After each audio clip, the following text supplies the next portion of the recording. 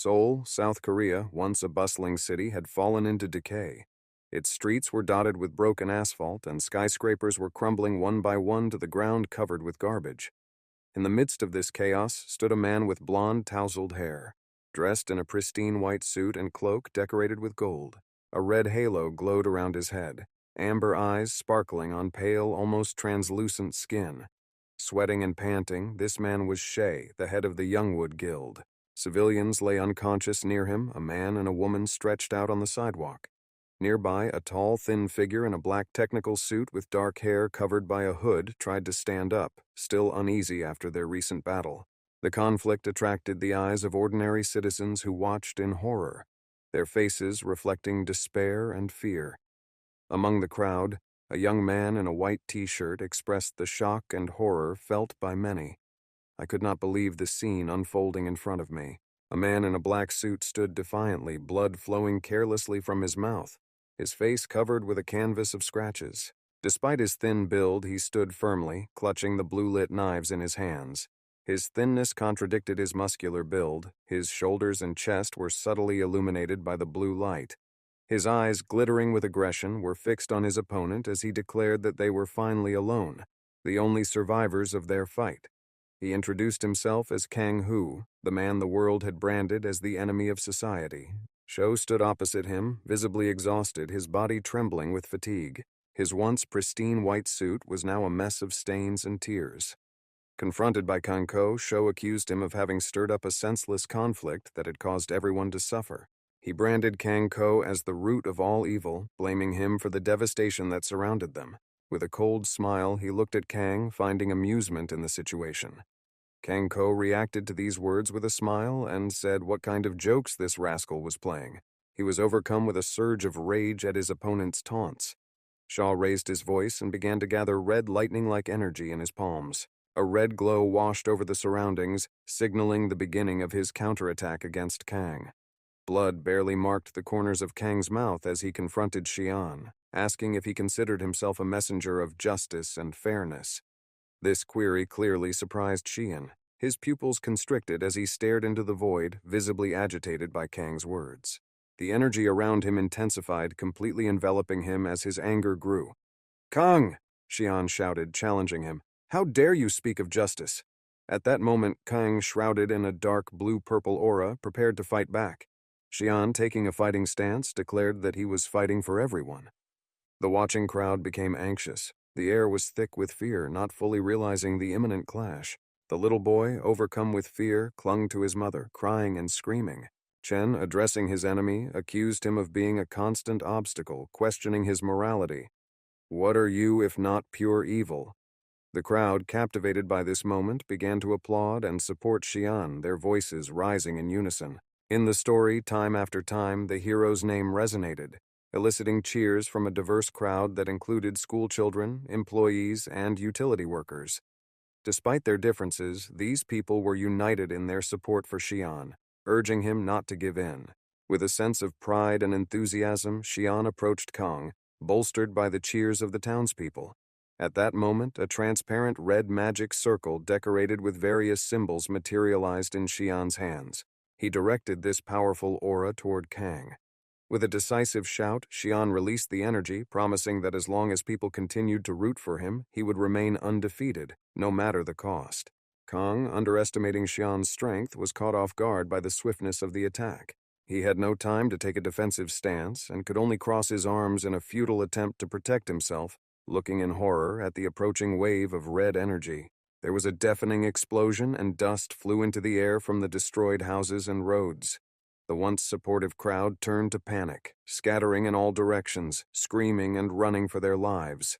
Amidst the chaos, Kang found himself kneeling at the mercy of Xian, stunned by the unexpected turn of events. The black-clothed man was visibly exhausted, with blood flowing from his nose and mouth. At this key moment, Chiwan, the embodiment of majesty, stood before him. His red halo shone even brighter, with red crosses flickering around him, adding to the ethereal nature of the scene. The cloak and sleeves of Shivan fluttered in the wind, indicating the power he possessed. Kang, whose face was covered in sweat and scratches, had a particularly nasty wound on his forehead that was bleeding profusely. He could barely keep his eyes open, an obvious sign of his terrible condition. In the midst of this, the crowd erupted in cheers, believing that the nightmare was finally over. The young family, consisting of a father, mother, and their baby, rejoiced in their newfound safety. Meanwhile, a young man in a blue sweatshirt expressed his unwavering faith in Siobhan to the hero himself. The crowd's fervor grew, shouting for a final victory over Kang, the man in black. They raised their fists high, united in a call for Siobhan to deliver the final blow, their voices merging into a chorus of hostility. Approaching the defeated Kang, who was kneeling on his knees, wounded and broken, Siobhan delivered a terrible message that no one wanted him to survive. At this point, Siobhan's demeanor radiated arrogance and pride. Despite the fact that his clothes were stained and tattered from the conflict, despite his fatigue, he looked majestic and heroic in that moment. Raising his right hand, he began to prepare for an attack that would be stronger than the last. Magical purple circles formed on his palm, surrounding a transparent energy sphere in the center. Kang, who was already exhausted, with his hands on his knees and trembling legs, looked at Xian with a hostile smile, anticipating his own death. Xian announced that this was the end for Kang, unleashing the full force of his attack directly into Kang's face.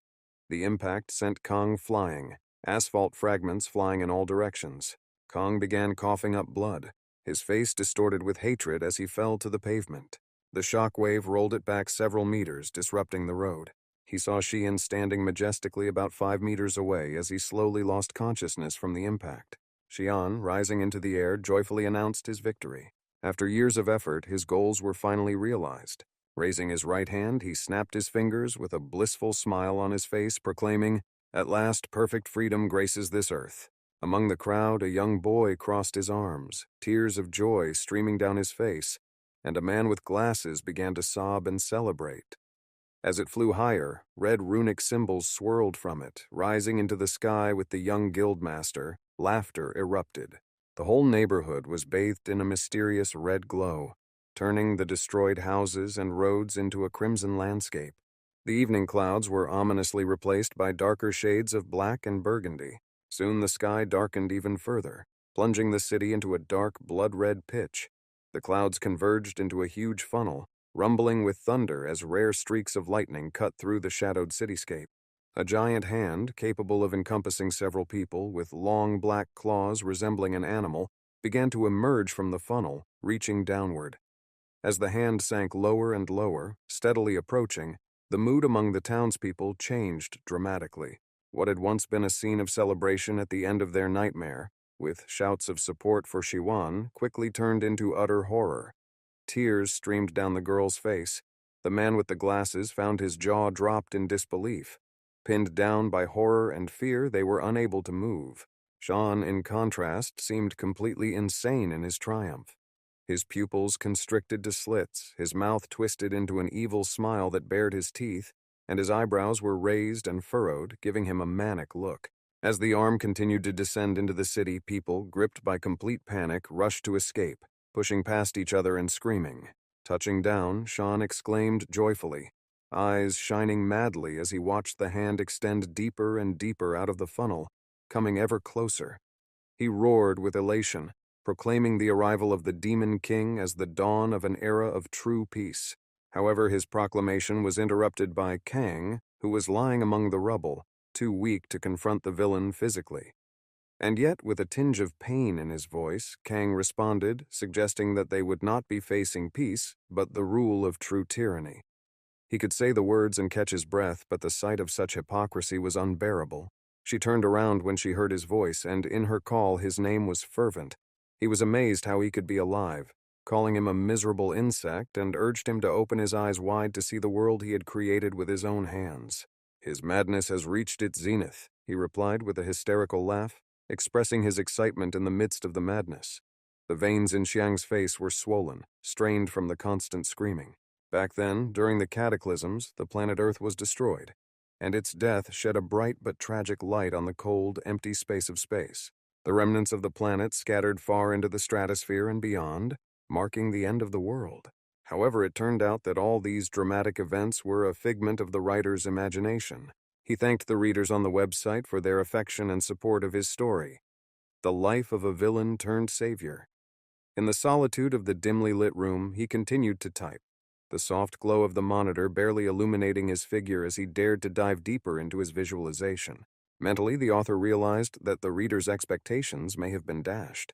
He imagined a stained glass window that began to crack at the top, decorated with red and golden hues, and towards the center it turned into an image of the night sky, showing the moon and stars. At its base, the window ended with golden arms embracing the entire scene. Dark red fragments of stained glass were scattered below, reflecting its contemplative mood. Reflecting further, the writer thought about his protagonist, Shawan, a formidable henchman who serves the Demon King. Together with his allies, the 13 stars, they represented the pinnacle of persistent evil. Following the images of stained glass windows, he imagined Shawan looking deceptively gentle. The protagonist's thick eyelashes partially hid his gaze, and a thin smile shone on his face, contradicting the inherent fragility depicted by the broken stained glass. All this time, the author sat in an office chair in front of a wide monitor that illuminated his workspace, deeply absorbed in these vivid thoughts. The dark room was illuminated by the light of the clock, which showed 21 o'clock. The whole novel was a reflection of the author's reality, deeply based on his school experience. He recalled placing a white chrysanthemum next to a morning photo of a young boy in a school uniform and smiling. In that moment, he recognized a powerful force that could disguise the harshness of school life and the unvarnished, true face of the world, a force that could reverse the roles of good and evil. At the funeral, amidst the laughter of the students, one who looked strikingly like his character, Shaw, smiled and stole a glance at the author. Perhaps this student inspired the character who was initially portrayed in the story as a harbinger of goodness and justice, but at the end of the story became a real villain. Prompted by this realization, the author felt the need to weave this reality into his novel.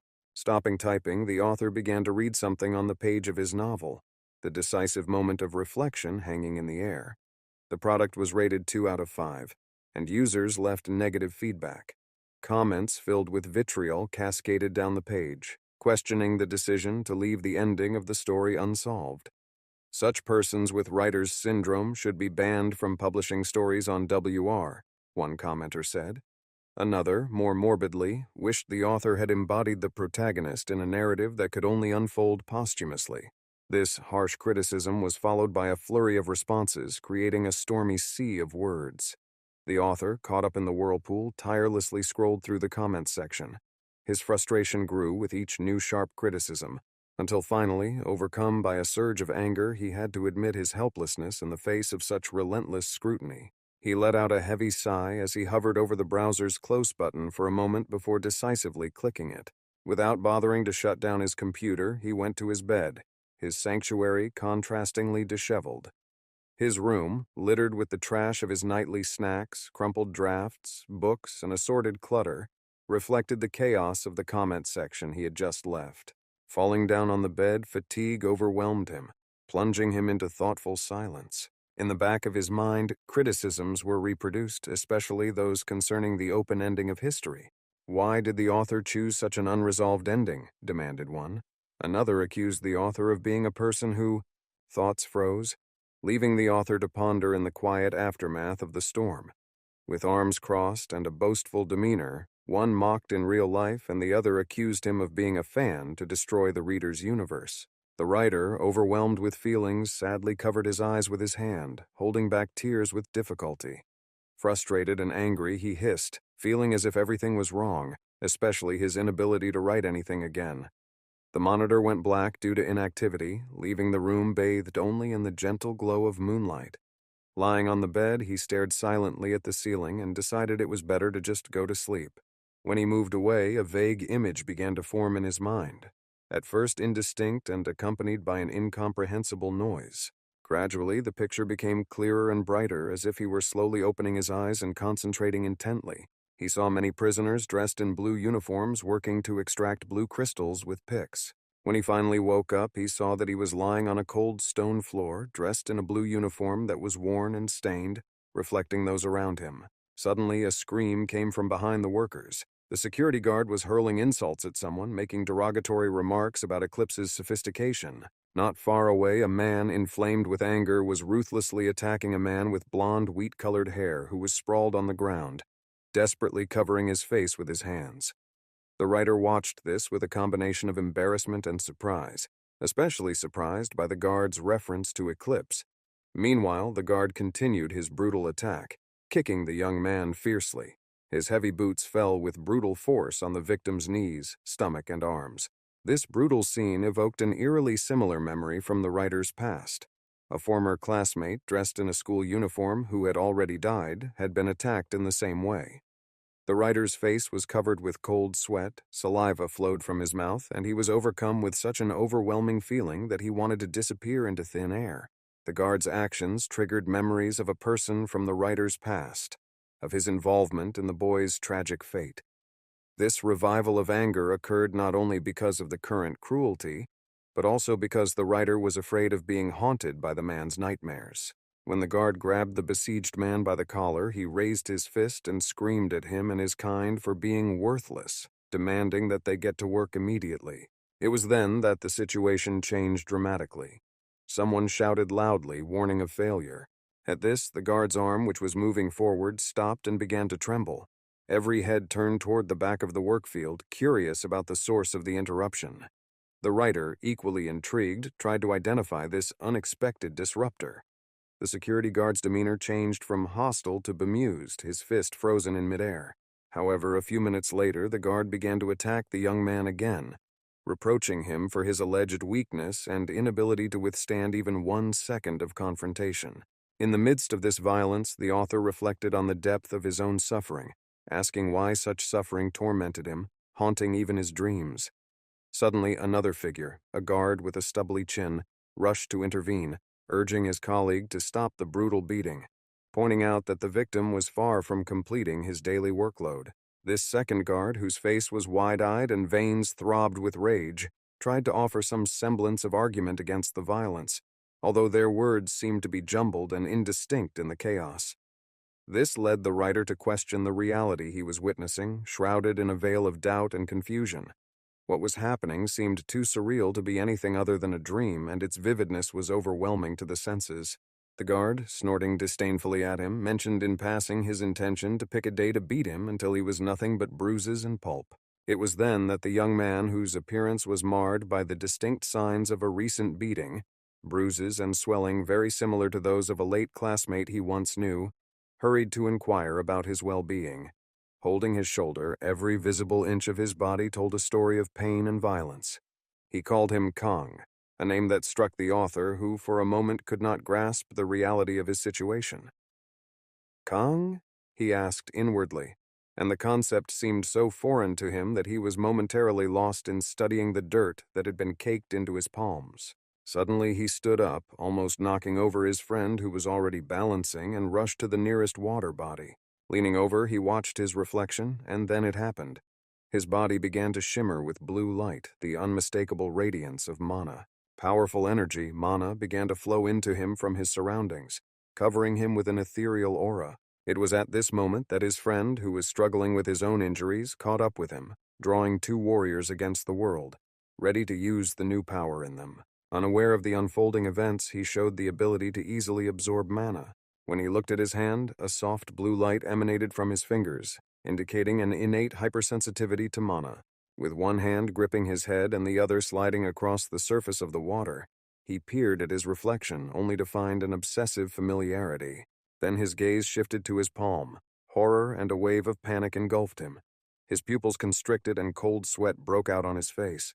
Could it be that he had somehow ended up in Kanko's body? He rubbed his forehead with a sluggish motion and laughed nervously. Of all the possibilities, he thought it was amazing that he was in this body. He noticed his beaten friend apologizing and blaming himself for the situation. This realization made him think, if Kang Ko was still alive, it meant that these events took place 5 years before the catastrophic end. Looking down dejectedly, he thought that if he had been in Shan's body instead, he might have been glorified as a universal hero. Immediately, a vision of Shi Huang, pure and holy, with millions of hands reaching out to him, materialized in his mind. However, this vision foreshadowed a grim conclusion, the coming of the Demon King, who saved the lives of only his mere minions. In the midst of this vivid image, he imagined a colossal hand coming out of the heavenly black vortex, and hundreds of people, terrified and fearing for their lives, worshipping it, realizing that if he did not change this terrible fate, he would meet a miserable end. He began to rise from his knees. With a newfound determination, he stood up, embodying both pride and confidence. Fortunately, past experience had given him the knowledge of how to avoid this predicament. As he changed his position, preparing to act, something unexpected happened. The blue crystal fell to the ground with a characteristic thud. Kong, whose past adventures made him what he is today, bent down to pick up the fallen stone. He stared into the void with a stoic expression as a character information display appeared in front of him. It read, Name, Kango Grade, Class 10, Constellation. Assassin, None Skills, Short Distance Jump, Level 1, Traverse Teleportation, N1. Despite his seemingly basic level and skills, Kango was not afraid. He realized that his journey and the trials ahead were just stepping stones to greater heights. As he grabbed the blue crystal, a wave of nausea swept over him and his body felt dizzy. Next to him, his friend held a pickaxe, stopping to look at Kango, who was visibly floundering. A sigh escaped the man, his face slippery with sweat from exertion and his hands covered with blisters. He complained that his stamina was completely depleted. It seemed unfair to the author to endow the villain with such an exhausting trait as Mona's innate hypersensitivity, but it was, as one might have predicted, the only way left. Meanwhile, Kango began to trace a pattern in the dirt with the crystal, drawing what seemed to resemble a star. His friend noticed the intricate design and approached excitedly, but Kango hastily erased the star with a swipe of his foot when he heard his friend's voice. When asked if he was okay, Kango calmly assured him that he was fine and that there was no need to worry. His friend, leaning in closer in a combination of concern and embarrassment, suggested that we ask the guards to give Kango a short break. With a tense smile and furrowed brow, Kango joked that expecting such kindness from the wardens was wishful thinking. Depending on the condition of the worker, getting trapped in such a horrible place seemed inevitable. On the concrete wall hung a stone coat of arms depicting 3 swords with stalactites jutting out eerily above them. This sickle and the 3 swords were the emblems of an underground organization known as Eclipse. Memories flashed through his mind of being forcefully grabbed by 2 members in Kango, their grip immobilizing him in this detention center run by a criminal group. Here, novice hunters endowed with the ability to use mana were forced to slave-like labor, tasked with mining the Mona's stones. Day and night, the workers toiled to extract the precious minerals, their efforts interrupted by harsh orders from the overseer.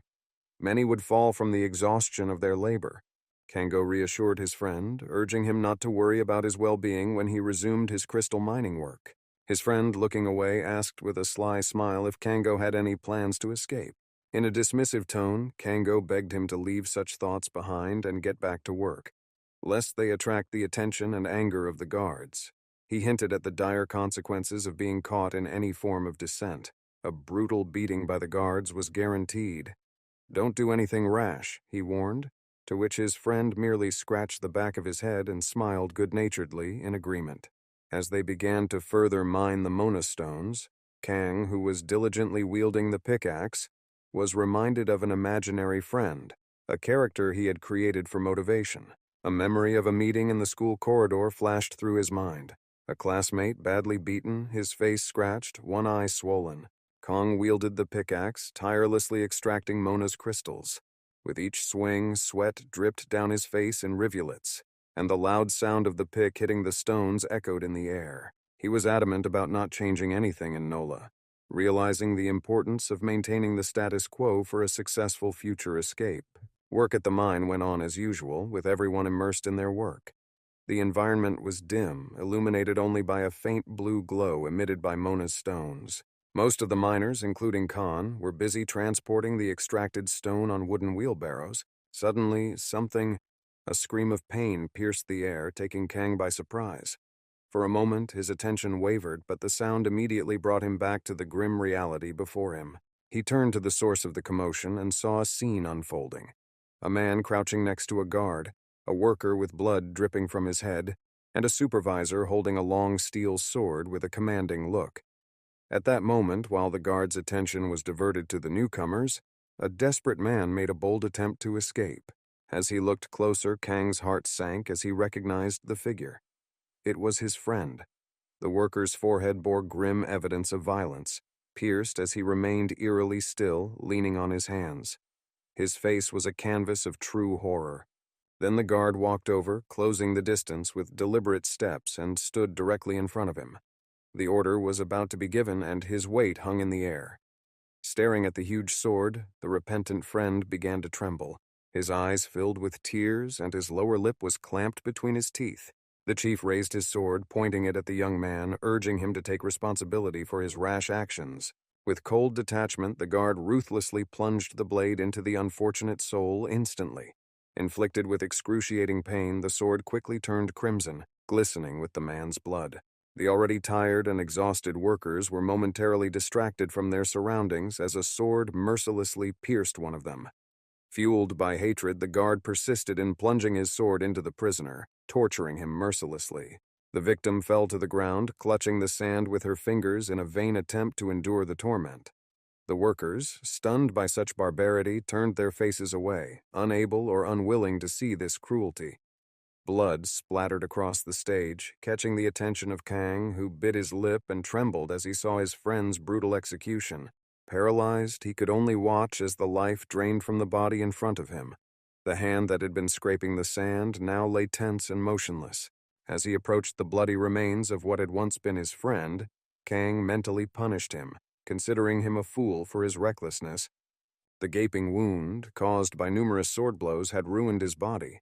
With a heavy heart, Kang looked at him in despair, silently staring at the corpse.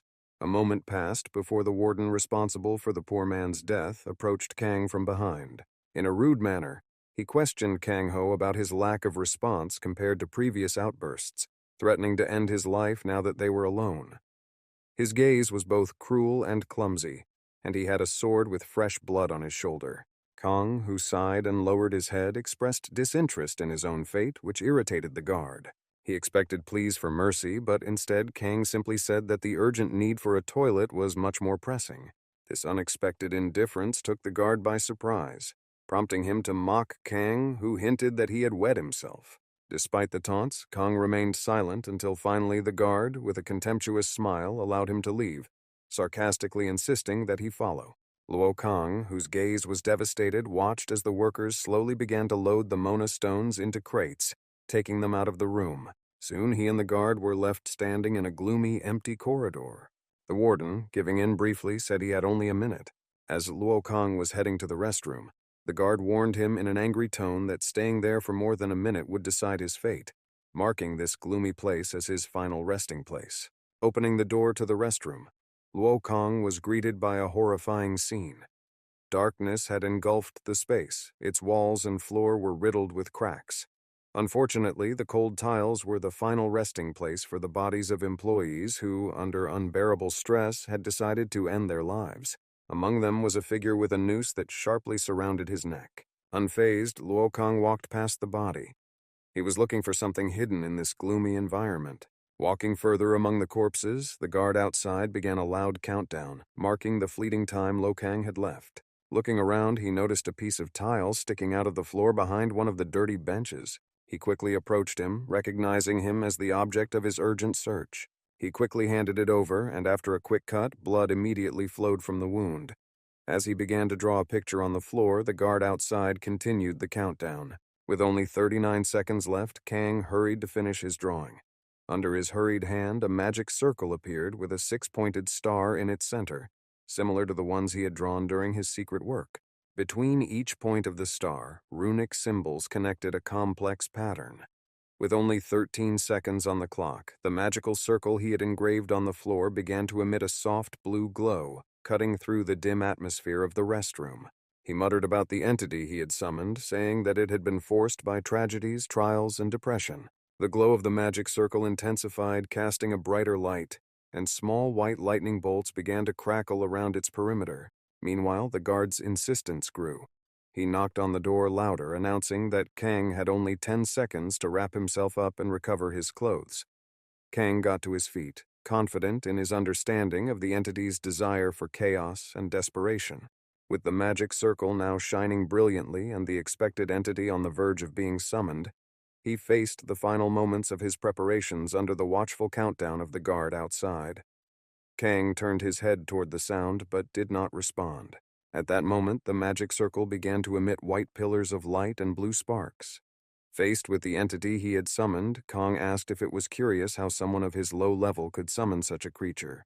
The constellation-like entity told him that if Kong had arrived even a little later, as she had in Nolly, he would have been extremely impressed by her arrival, marked by white lightning. If he delayed one more day, the hope the world was looking for would be lost, unattainable.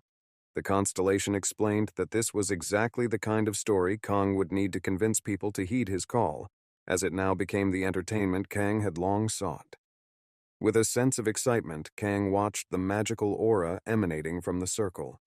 With a confident stance, hands on hips, he announced himself as the only person capable of fully utilizing his abilities. Lightning pierced through Kang, his smile replaced by madness as a gust of magic circle cracked his hair and uniform. He predicted the arrival of the main constellation with which he had made a pact in the novel. In his mind's eye, he saw himself as he was in the last chapter, dressed in an elegant black suit, holding knives. This constellation was nothing less than a dimensional robber, a creature that Khan revered. As the magic was pulled from the circle, Kang Ko watched in fascination. Even though the constellation called itself the Brazen One, it allowed him to temporarily wield its power, a privilege granted because Kang Ko had taken up his scheming. A star, dazzling and too brilliant to look at, illuminated the dimension, caused by Luther's command. Kang Ko addressed the entity with a cocky look. "Sit back and watch." White energy danced around him, and a system window materialized, detailing the nature of Dimension Looter, a neutral constellation characterized by special looting and skill-boosting skills. All skills are maxed out. Look for one to do. This constellation, the Dimension Looter, revered for its looting and skill enhancement abilities, pushed its capabilities to the limit, becoming an invaluable ally to Kang Ko in his endeavors. The guard hitting the door with his fist stepped onto the threshold of the restroom. His introduction was abrasive as he rudely demanded to know who Khan thought he was before he could intervene further. The inside was empty, the bodies of the workers mysteriously disappeared, leaving behind a special haze emanating from Kang. The confused guard kept moving forward until Kang's silhouette appeared in the fog. Feeling a surge of tension, the guard composed himself but was overcome with a sense of stupor and fear as he witnessed the unfolding scene. A system window materialized, announcing that all skills would now be maxed out. Kang's short-range jumping skills suddenly increased from the first level to their peak. Surrounded by a blue aura and with his eyes shining in the same hue, Kang leaped toward the guard who was defending himself with his sword.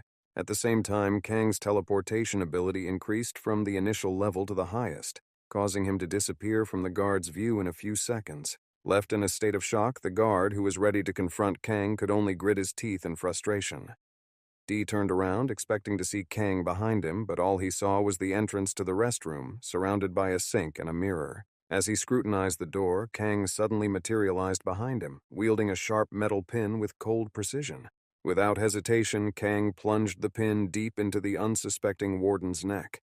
Blood splashed between the warden's teeth as he let out a muffled cry of pain, grinding his teeth and closing one eye as he fought off the agony of the attack. In a desperate turn, the guard tried to collide with Kang, but Kang only drove the pin deeper, causing the guard to shake and tremble uncontrollably. The warden was puzzled, unable to understand how Kang managed to carry out such a stealthy and deadly attack. Then, Kang jerked the pin out, releasing fresh blood from the wound. In a panic, the warden dropped his sword, frantically trying to stem the flow of blood with his hands, but the wound was too severe. Overwhelmed by pain and blood loss, he fell dead on the tiled floor. Kang held the bloody pin in his right hand, nodding grimly to the grateful dead guards. Ultimately, it was the warden's actions that prompted Kang to seek freedom that day. With a calm demeanor, he wiped the blood from the pin as he contemplated his next move. As he wiped the blood from his face, the remnants of the recent act of violence, Khan took one last look at the lifeless body of the sentinel. He felt a strong wave of hatred for the man. "The contract is fulfilled," Kang muttered to himself with a sense of satisfaction in his voice for avenging his executed friend. With a deep sigh, he bent down to take the guard's long, sharp sword as his own. After inserting the sword into the sheath, a system message appeared. "Weapon registered." Kang made a silent vow to never look back. Outside, the night deepened. The full moon and stars shone brightly, not covering a single cloud. Their light cast a dull white glow on the stage, illuminating both the warden's body and Kang's silhouette. After finding a tank of gasoline, Khan began to water the corners of the building, sparing no effort to cover as much ground as possible. This was his first step to escape, and he had to change into the uniform of a second-ranked warden. He had effectively stripped the clothes off the dead, which was necessary for his plan. He carefully put on the stolen guardsman's shirt, even noticing the faint traces of blood on the collar, the remnants of a struggle with its previous owner, Punk. His next step toward freedom was a deliberate arson attack. Lighter in hand, sharp narrowing of his eyes betraying his calm demeanor, except for a subtle flash of hatred. With a casual wave, he threw the lighter into a puddle of gasoline, igniting an inferno that quickly engulfed the neighborhood. The transformation of the building into a fiery hellscape marked the second phase of his plan. Escaping through the main gate was the last step. As the building raged with destructive flames, creating a domino effect of chaos and destruction, he made his way outside. The unexpected fire quickly attracted the attention of the remaining staff, and fear and confusion quickly spread as the flames began to engulf neighboring structures. In a growing panic, staff rushed out of the facility. Fear and confusion mingled among them as some tried to understand the origin of the fire. The report indicated that the fire originated in front of Building #18. Amidst the chaos, a warden with wide-eyed wonderment on his face shouted to identify the culprit. Meanwhile, a somewhat bewildered security guard called for immediate contact with the fire department, emphasizing the urgency and chaotic attempt to deal with the rapidly escalating disaster. The loud thud of the guards' heavy boots could be heard as they made their way to the patrol cars. One guard entered the car through the back door, urging everyone to obey the instructions. He said that their first stop would be the crematorium. As the armored car doors began to close, they made a deep rumble and the two guards sat back in their seats. In the front seat, one officer was noticeably young and his companion was slightly older. The older of the two abruptly ordered them to speed up. Realizing the urgency, the younger one, who was driving, nodded. His eyes glanced suspiciously at the rearview mirror, inspecting the back seats where Kang was sitting. "What about your second-ranked form?" he asked, piquing his curiosity. Hearing this, Kang shifted uncomfortably, his gaze dropping slightly, choosing to remain silent. The car, a military vehicle, had a spacious interior. The floor was covered with metal plates, and there were benches along the sides for passengers. The junior officer, unfailingly interested, asked Kang again. This time, he asked if Kang had been sent to take over for the second-ranking supervisor who had previously led their unit. Kang, keeping his composure, replied calmly, but the story left a lot untold. The change in his face indicated a confirmation. He clarified that the fugitive had just trespassed from building number 18. The discovery visibly shocked the driver, who immediately turned around, seeking more information. Kang told him that the intruder had broken through the northwest fence of the building. Then he looked at the young driver questioningly, wondering aloud why they were still idling. Snapped back to reality by Kang's request, the driver apologized for the delay and assured them of their immediate departure. With that, the car took off, speeding forward. Throughout the trip, Kang remained silent, his mind preoccupied with the deception he had just concocted. He described the path going northwest from the fence, leading to Mount Chunyang as a viable escape route.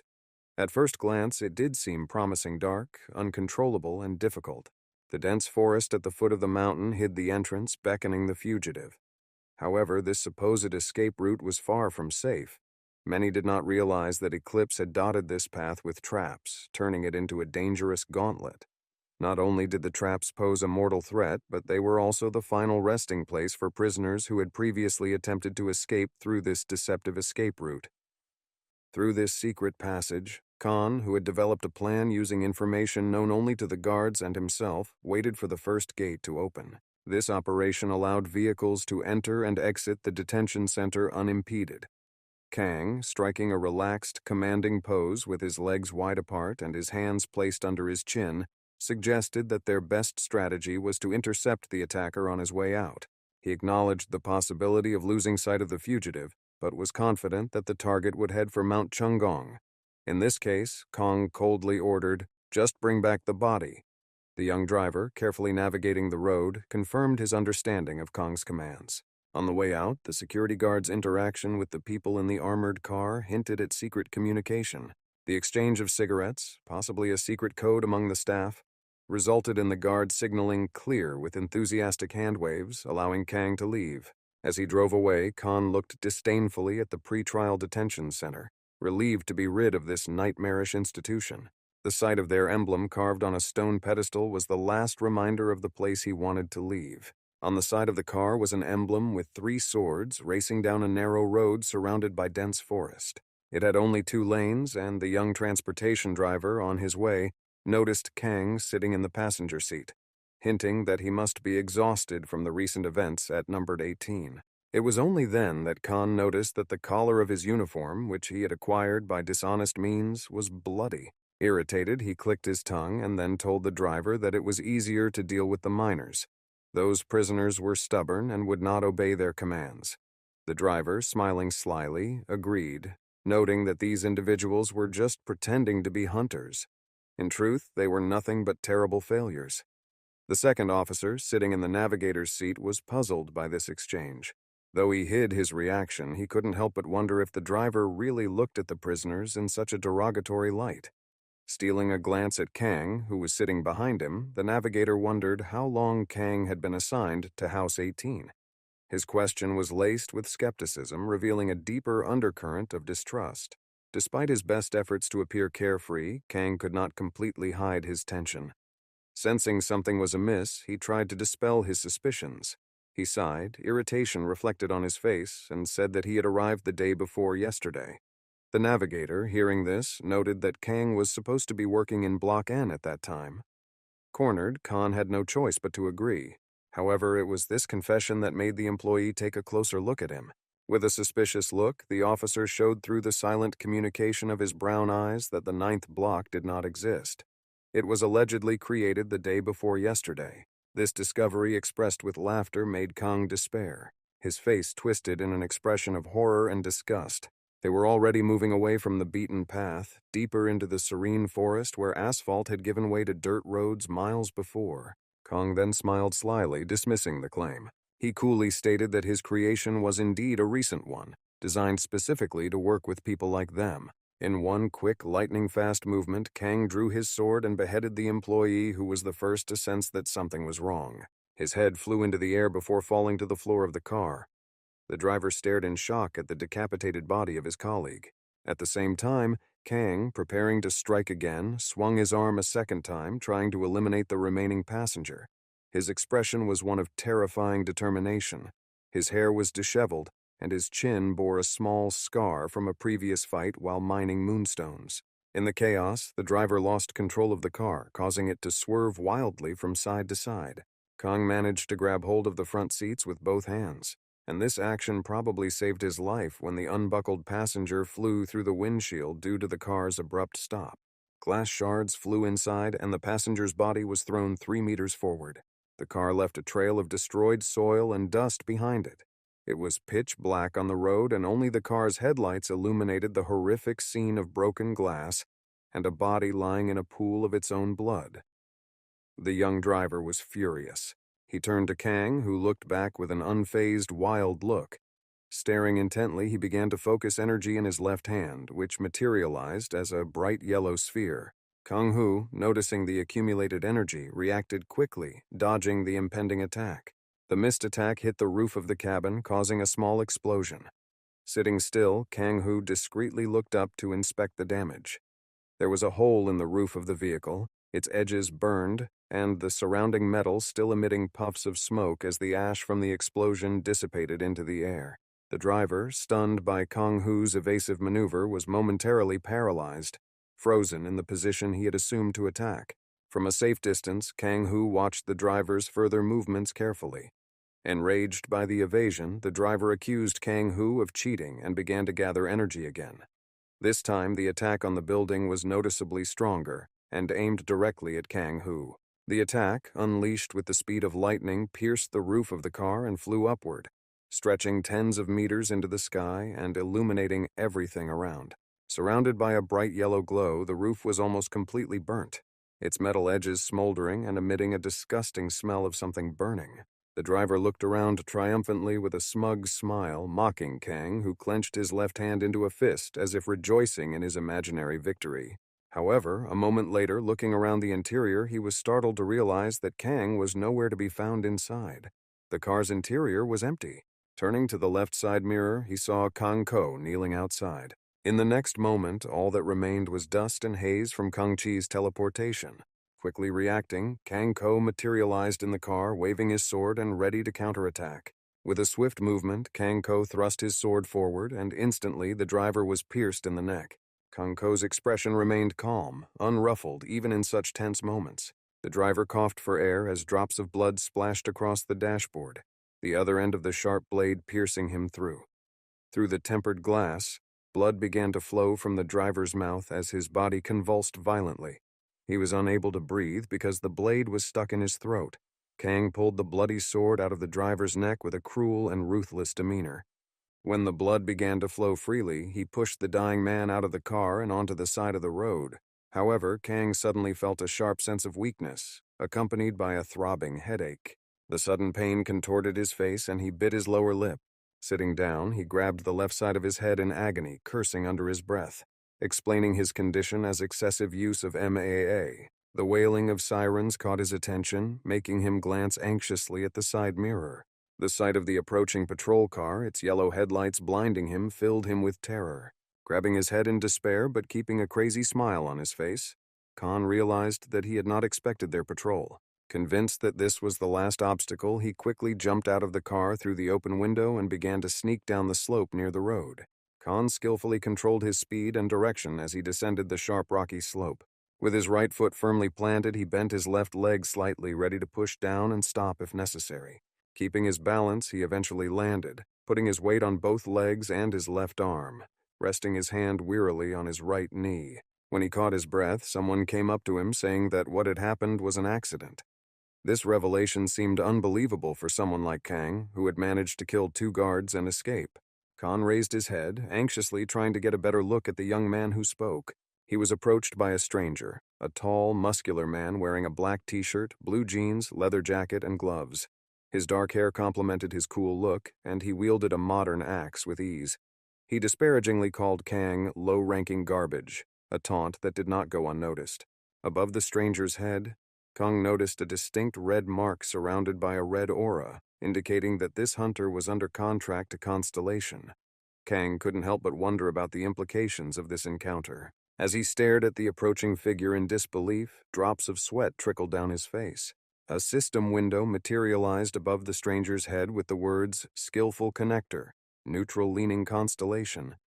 It was a constellation with a unique ability to track mana. Kang, watching with a mischievous glint in his eyes as one eyebrow shifted in fascination and his lips curled into a smile, placed his hand on the ground. A blue aura of mana emanated from his palm. The ability to track mana was probably how the stranger had found Kang so easily. With a satisfied smile and a grin, the hero said, "It turned out great." The stranger asked in a sharp and confused tone what he meant. Kang looked thoughtfully at the constellation that bound the stranger and the red mark above his head. It was clear that there was a reason for this mark. Kang's gaze returned to the system window, his smile deepening as he scrutinized the stranger's constellation information. Suddenly, another system window appeared, offering an exciting opportunity. By defeating another hunter, you could loot from the constellation that was being held. Kang's excitement grew from this discovery, realizing the opportunity that was open to him. The confrontation was not just a chance encounter. It was a pivotal moment full of potential and danger. The enemy continued to smile with a cocky expression. Kang, watching the curious red mark above his opponent's head, suddenly encountered a system alert right in front of him. It declared that his opponent had the right to loot. Kang's face lit up with a perky smile. It was his first opportunity to participate in the plundering of the constellations. The 2 opponents stood 3 meters apart, surrounded by an environment that consisted solely of rocks, grass, stone piles, and loose dirt. Kang was well aware that if his opponent was able to contract with the constellation, he must have at least level 100 strength. Realizing the pointlessness of a direct confrontation with someone with such strength, Kang instantly jumped to his feet, rushing to the side, hoping to provoke his opponent to make the first move. However, the stranger just rolled his eyes and smiled, dismissively calling Kang low-ranking garbage. To get a better view, he theatrically placed his palm above his head, all the while maintaining a smile directed at Kang, taunting him to do his best to hide. Then something amazing happened. The stranger's eyes began to shine with a bright blue light turning into an infrared camera. In contrast to the typical use of such a device to measure temperature, this special vision was used to measure the concentration of something not yet defined in context. Mana filled the environment, coloring the world in front of his eyes in shades of blue, and the silhouettes of trees were illuminated in bright green. He meandered along the forest path, occasionally craning his neck to get a better view, scrutinizing every inch of ground and every tree. As he wondered where the prey was hiding, he burst out laughing. Suddenly, a red trail to his right caught his attention, and his eyes sparkled with blue light. He reacted without hesitation. One of the trees ahead of him changed from blue to a mixture of yellow and red hues, clearly indicating his ability, which hinted at a concentrated presence of mana. With a sly smile, he announced his discovery, throwing several hand axes with great force. He rushed toward the target, scattering leaves and grass behind him, and split the tree into two, leaving nothing but a thin stump. However, the stranger was confused when he found no one behind the tree. He shouted irritably at Kang, whom he insultingly called a rat, asking about his whereabouts. But a moment later his body jerked, silencing him with a muffled scream as the sharp blade of the sword pierced his throat. He was completely silent, unable to utter a single note. Only a muffled exhalation came from the man who knelt before him, clutching the hilt of his sword with both hands. The man tried to cough but couldn't. Blood oozed from his throat, dripping onto the forest path. Kang, who smiled at him, remarked on how foolish the dealer had been to throw away his weapon so carelessly. The red blood ran down the length of the blade, reaching his grip. The stranger's eyes turned glassy. Kang remembered that it was his fault. One must never underestimate one's opponent. With an indifferent expression on his face, he ruthlessly twisted the blade to the side, leaving the man no chance of survival. Crimson streams flowed from his neck, and the hunter's body fell lifeless on his back. The stranger's last memory will be of Kang's cold-blooded face. A system window appeared. You have killed the target and captured his contract with a skilled connector. Kang looked calm, though he was breathing slightly tired as he carefully read the next system window. The skillful binder was now part of his repertoire. Under the dimensional robber's rule, escape was impossible, except through the destruction of his enemy or the termination of their contract. Now 3 system windows floated in front of him. One showed information about his character, while the other 2 described his abilities. Suddenly, a new window appeared, informing him that all the abilities from the skillful connector had been transferred to Kang. Kang thoughtfully read his updated information, casually wiping the blood from his face. He scrolled down to the abilities section where 2 abilities were listed, both maxed out: mana tracking and night vision. Interested, Khan continued to study his profile. Satisfied with his achievement in securing a contract with a stranger, Khan decided to test the mana tracking ability on himself. His pupils and iris radiated a pale blue glow. When he looked around, all the objects appeared blue with a green outline, indicating that there were no red or yellow signals, which meant there were no more threats in the vicinity. Suddenly, Khan, who was close to his pursuers, felt a sudden loss of strength and then nausea. He covered his mouth with his palm, anticipating that he might vomit, but soon realized that it was useless to resist. Putting the sword on the ground, he sat down, coughing and choking, starting to vomit blood clots. Perhaps he had overexerted himself, and his body could not take it. As he tried to catch his breath, dizziness gripped him, and he almost fainted.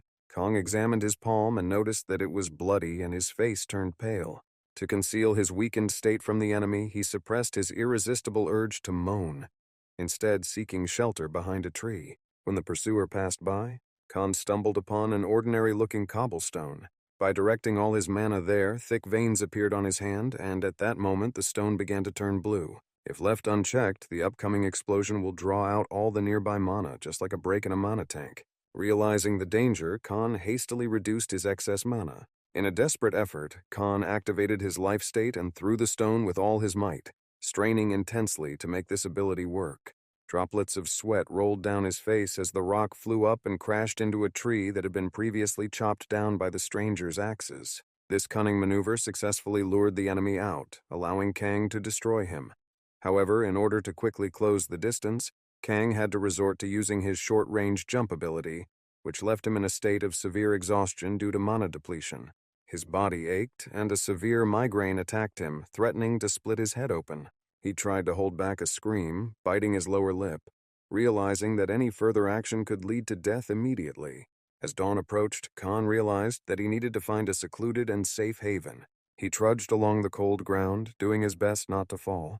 Passing by a cliff adjacent to the highway, his eyes looked down wearily. A truck loaded with sand whizzed by below, barely registering in his tired mind as he contemplated the next step in his dangerous journey.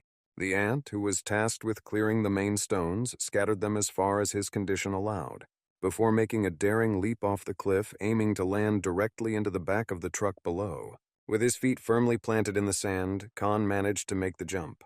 When he looked up at the morning sky, he was greeted by clouds painted in warm orange shades that contrasted with the already blue sky above. Exhausted, he lay down on the sand, running his fingers through his disheveled hair. During his escape, Khan had eliminated 3 guards, a fact not mentioned in the novel. He shifted, leaning back against the wall of the truck, contemplating the future. Kang was determined to prevent any changes in the future as long as he continued to grow stronger by using his knowledge. Given his seemingly insignificant position in this world, he believed that the future should remain the same.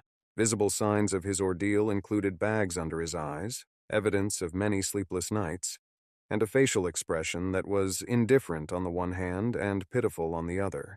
As the truck meandered past forests, mountains, and coastline, Kang let a calm smile appear on his face. For the first time in a long time, he admired the morning seascape in front of him. It was a spectacle of tranquility and breathtaking beauty. The dawn sky, painted in soft shades of pink and orange, reflected on the water surface, filling the seascape with a mystical and inspiring aura. Just a glance was enough to wash away the excitement, drawing them into the realm of serene beauty. I could see a building in the distance. Perhaps it was a government building or belonged to some other high-ranking agency. Nearby, a man with a cigarette in his mouth was talking. He talked nonchalantly about hiring new low-ranking recruits to mine moonstones, suggesting that there was no problem with this. He gave a sharp order to get back to work, which his subordinate immediately complied with by leaving the room and slamming the door behind him. The man in question, who had stayed at home, was wearing a tailored suit complemented by a dark coat. He had a neatly trimmed beard and short sideburns and was looking thoughtfully out the window. A smile flashed across his lips as he reasoned aloud, confidently noting that Kang, whom he considered a smart kid, would not take them by surprise. With that smug assurance, he took the lead. At that moment, Khan, who was making his way to a blue phone booth, stood in front of an overturned white car on a pedestrian crossing.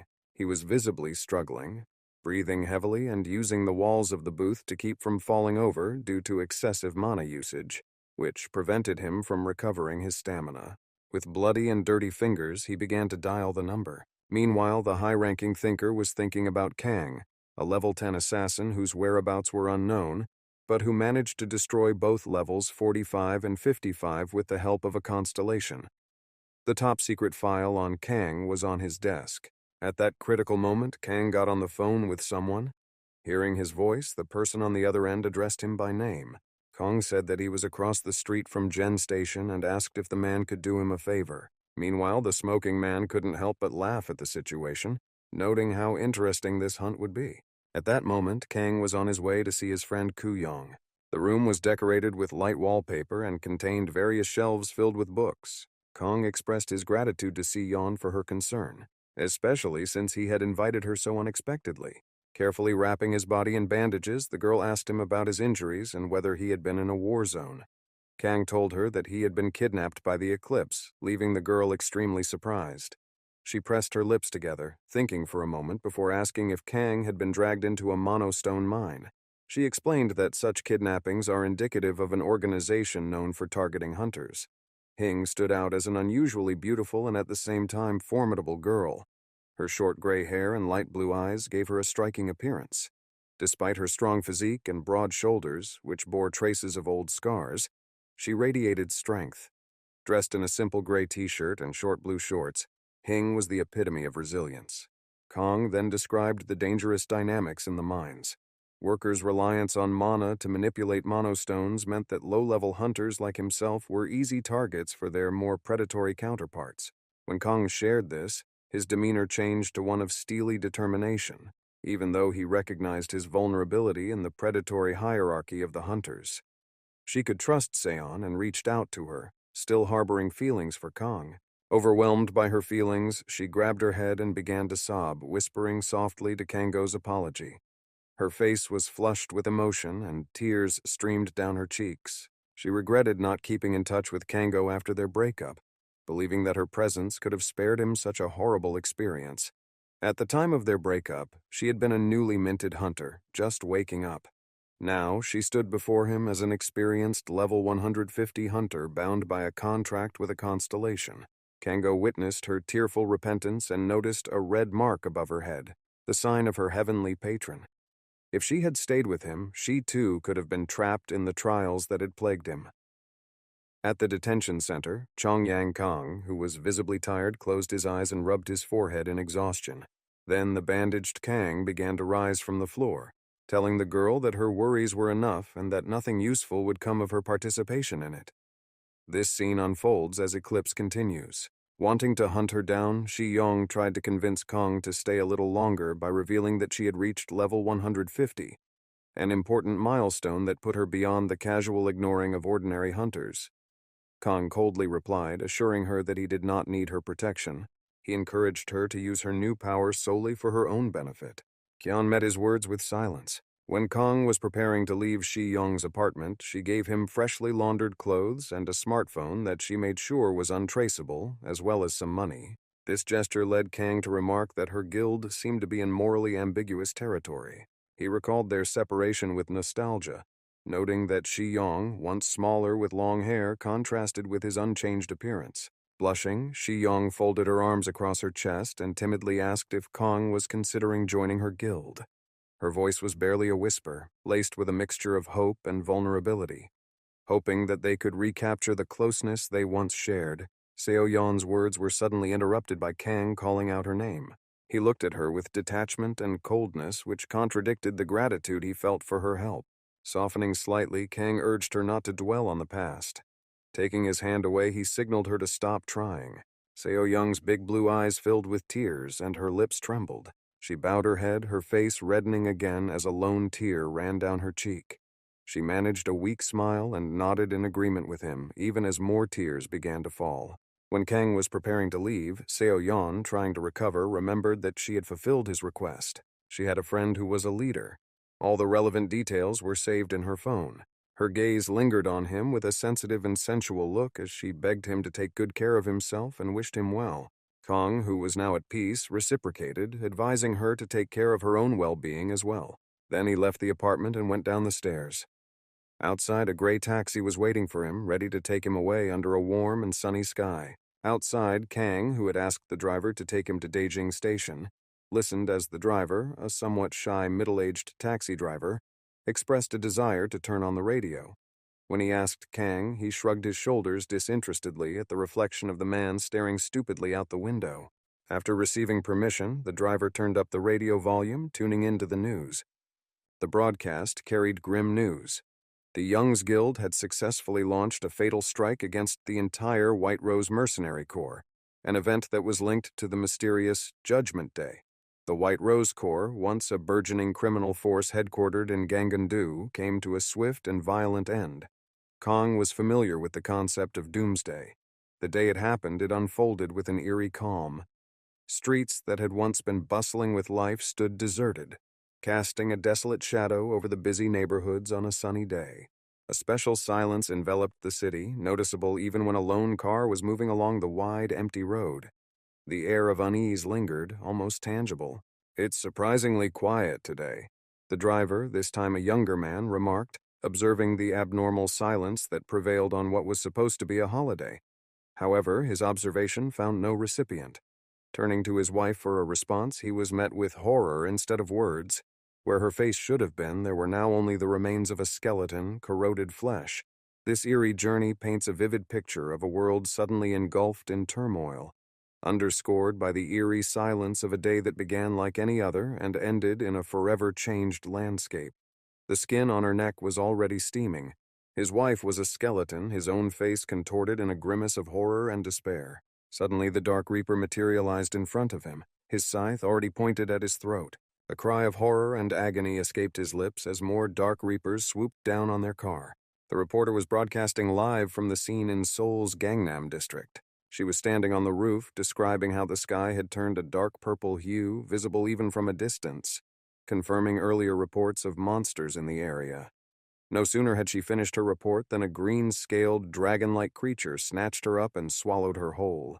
Then this green beast began to slide down the wall to the streets, where other monsters like spiders and wolves hunted citizens. Among the monsters, unknown creatures, and dungeons, the sky witnessed strange phenomena. In the chaos of mayhem, those who have gained supernatural abilities are called hunters. As the monsters terrorized the population, people sought refuge on the tops of skyscrapers, although these creatures could reach them even there. The only defense against these horrors were the hunters who took on the beasts and monsters to protect the citizens. This astonishing crisis led many to believe that they had been struck by a divine verdict that left the city in ruins. Houses and cars were on fire, and the streets were littered with vehicles abandoned by those desperate to escape the nightmarish scene. As the crisis unfolded, the role of the hunters changed alarmingly. Originally celebrated as protectors for their skill in killing monsters, some began to turn on the people they once protected. The city, once terrorized by dragons, giant snakes, and werewolves, now witnessed its so-called protectors turn against its citizens. Initially, these betrayals were considered acts in the name of the gods, but soon the hunters began to kill for no reason, guided by opaque motives.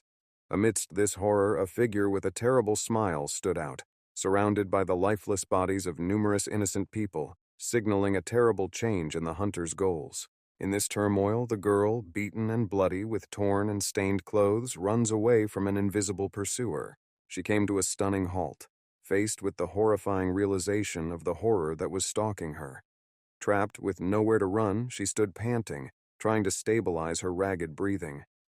Terrified, she stood against the wall, surrounded by a formidable group of hunters. One, by taking a defensive stance, made her think she was the one causing him problems. He approached with his sword in hand, assuring her of a quick, painless end with just one blow. As the sword came down, a figure intervened, stopping the blade with a bloody white-gloved hand. This savior, known as the Guardian of the World, Chiwang, arrived just in time to thwart the cruel intentions of the hunters. Radiating a divine presence, his robe shimmered, making him look like a saint who had descended from heaven. At his core, Chuang was the embodiment of protection and healing, founding the Yun Guild to protect people. His touch released a gentle, warm energy that symbolized healing and protection enveloping the girl. With a calm gaze, she smiled blissfully, feeling the security and peace he brought. Chiwang's presence was a testament to his role as a healer, protector, and helper of humanity, a beacon of hope in a world filled with danger. This was the reason he was revered by all. Eager to reach his destination, a supposed safe haven, Saul Kang stared out the cab window. The radio broadcast news that Hunter Zhang had successfully tracked down the White Rose Corps, which was allegedly planning a terrorist attack at Gangnam Station's Exit 11. This discovery brought a slight smile to Kang's face under the shadow of his tired eyes, signaling a light in the darkness of his thoughts. At this point, his driver expressed a mixture of surprise and relief to hear that an entire terrorist organization had been eliminated. "I would expect nothing less from CHH-1, he exclaimed as he looked at Shin Kang through the rearview mirror, focusing on the road ahead. However, Khan offered a different perspective. According to him, the White Rose Corps was not a terrorist organization. Among other accusations, they did not organize terrorist attacks. Instead, everything was a manipulation of SH-1. Intrigued by the discovery, the taxi driver asked if being a Korean hunter like SH-1 was a source of great pride. Ignoring the question, Kong looked down at his smartphone, silently looking at something. Meanwhile, the driver took the conversation in a different direction, sharing his personal pride in his son's recent accomplishments, distracting them from the hot topic they had stumbled upon. Kang awoke to his own power with a dream of joining the Shang Guild. He realized that exposing Siobhan's true nature would make him a villain in the eyes of the public. He vividly recalled the crowd's screams of his death in Nola, imagining himself and Sean standing back to back. However, only Sean stood illuminated by the radiant light while Kong remained in the shadows. Passing by a skyscraper, absorbed in his smartphone, he asked Seo Young for a favor. to introduce him to a mercenary squad. Given that the other guilds seemed to be within reach, this path seemed the most logical to him. Upon arriving at his destination, surrounded by tall apartment buildings, offices, and highways, Kong felt a stab of anxiety. Nevertheless, joining a squad of mercenaries who received exclusive assignments seemed to him the best course of action. Greeting the girl in gray, she shook hands and introduced herself. She remembered hearing about him from so young. She introduced herself. Her name was Rin. She was a tall and slender girl with long brown hair. Rin was dressed in an off-the-shoulder top and leather pants, and her feet were adorned with high-heeled boots. She was holding a full folder of documents. Kong, preferring not to use his real name, introduced himself as Sun Kao and extended his hand to Rin. They shook hands, and Rin said it was nice to meet him. While looking through the folder for the right document, she remembered that she had a great opportunity to get him a job as a collector. Kong replied in a serious tone that he was not suited for such roles. He was looking for a job that offered a good salary and challenged him. Rin paused, searching through the folder, looking puzzled, and remembered that she had heard he was only at level 10. Kang calmly confirmed this information, which caused Rin to giggle softly at first. But soon she couldn't help but laugh out loud, not at all embarrassed by her reaction. Amidst her laughter, even a tear leaked from her eye. Laughing heartily, she wiped away her tears, mocking Kang's absurd boldness. "They say that being too bold is just reckless bragging," she said, and her demeanor instantly changed from cheerful to serious. A green aura enveloped Yin's body and face when she asked if Kang wanted her to get rid of someone's remains. Kong, with a spark of excitement in his eyes, wondered aloud if having skills was paramount in mercenary work, regardless of level. It was a strange moment for Kang, who had put so much effort into creating the character, to come face to face with her. Suddenly, a red constellation sign materialized above her head, along with a system window that identified her as a Chaos Watcher, a constellation with neutral inclinations that can distort and obscure vision. Yurin was a mage and protector bound by a contract with the above-average constellation. This character was created by him to confront the 13 stars and Shivan, whom he imagined surrounded by bright red stars in a majestic scene. Li stood before him, surrounded by a bright green aura. Kong, realizing that winning her trust was of paramount importance, tried to organize his thoughts. His expression remained calm, showing only a hint of concern. Meanwhile, Yurin continued to emit a dark green aura. The man assured her that what really mattered was ability and skill, not level. He asked if she was a mercenary too, observing her tired demeanor. She exhaled, closed her eyes, and acknowledged in a respectful tone that reality and spirit did indeed live in different realms. Lowering her head, she realized the truth of his words, but doubted his sincerity. Kong walked past Li, who was standing there with an indifferent expression, and remarked that prejudice and truth are not the same thing. Small smile flashed across her face as she nodded in agreement. Yurin turned to him, her smile mischievous. She put the glasses that had been resting on her head like a bandage back on her face. She playfully challenged him, insisting that he demonstrate his proclaimed abilities. Standing at a distance of 10 meters from each other, near the reflective facade of the glass building, Yurin began to conjure. Concentrating the green energy sector in her right hand, she said she would judge him by a single criterion: whether he could evade her attack. A green light enveloped her figure, and a green haze began to seep out of the orb. Her lips curled into a slightly evil smile. However, she had no intention of doing any serious harm to the man. Kang, who stood before her, relaxed but enveloped in her green aura. He realized that her task was to see if he could at least protect his body. Yurin confirmed this, noting that mastering evasion skills can open up opportunities for counterattack. Kang took up a fighting stance in preparation. He covered his eyes with his hand from the bright light. Amidst the shining fog, he realized that the game had illusion creation and tracking from afar, similar to fog trackers. Suddenly, as if materializing from the green fog, a mystical and mysterious elf woman appeared. Khan focused on it, realizing that it was not a deadly maneuver. He knew, however, that if he failed to escape, he might not die, but he would still be marked by his failure. Kong loudly declared that it was time to begin, placing her fist firmly against her chest. In response, Irina's excitement was palpable when she announced her initiation. The first green elf puppet rushed toward Kang, leaving a soft green trail behind it as it moved at incredible speed. Kong, however, did not seem to be fazed by his rapid approach.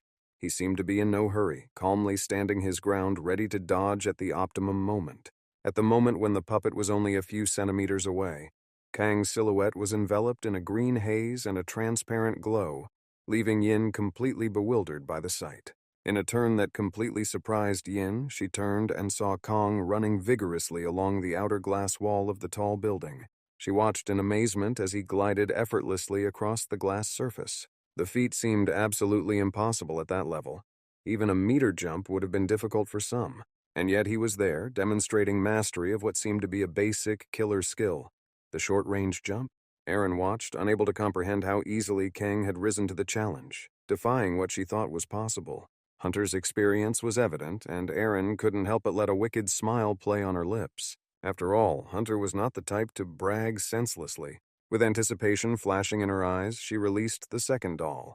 This one rushed forward with incredible speed, straight for the wall and Kango.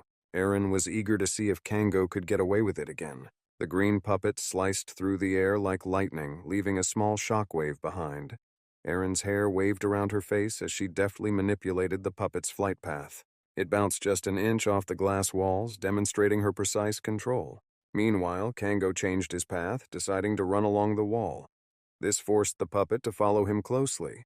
Glancing over his shoulder, Kango smiled with satisfaction as he realized the puppet's inevitable pass over his head.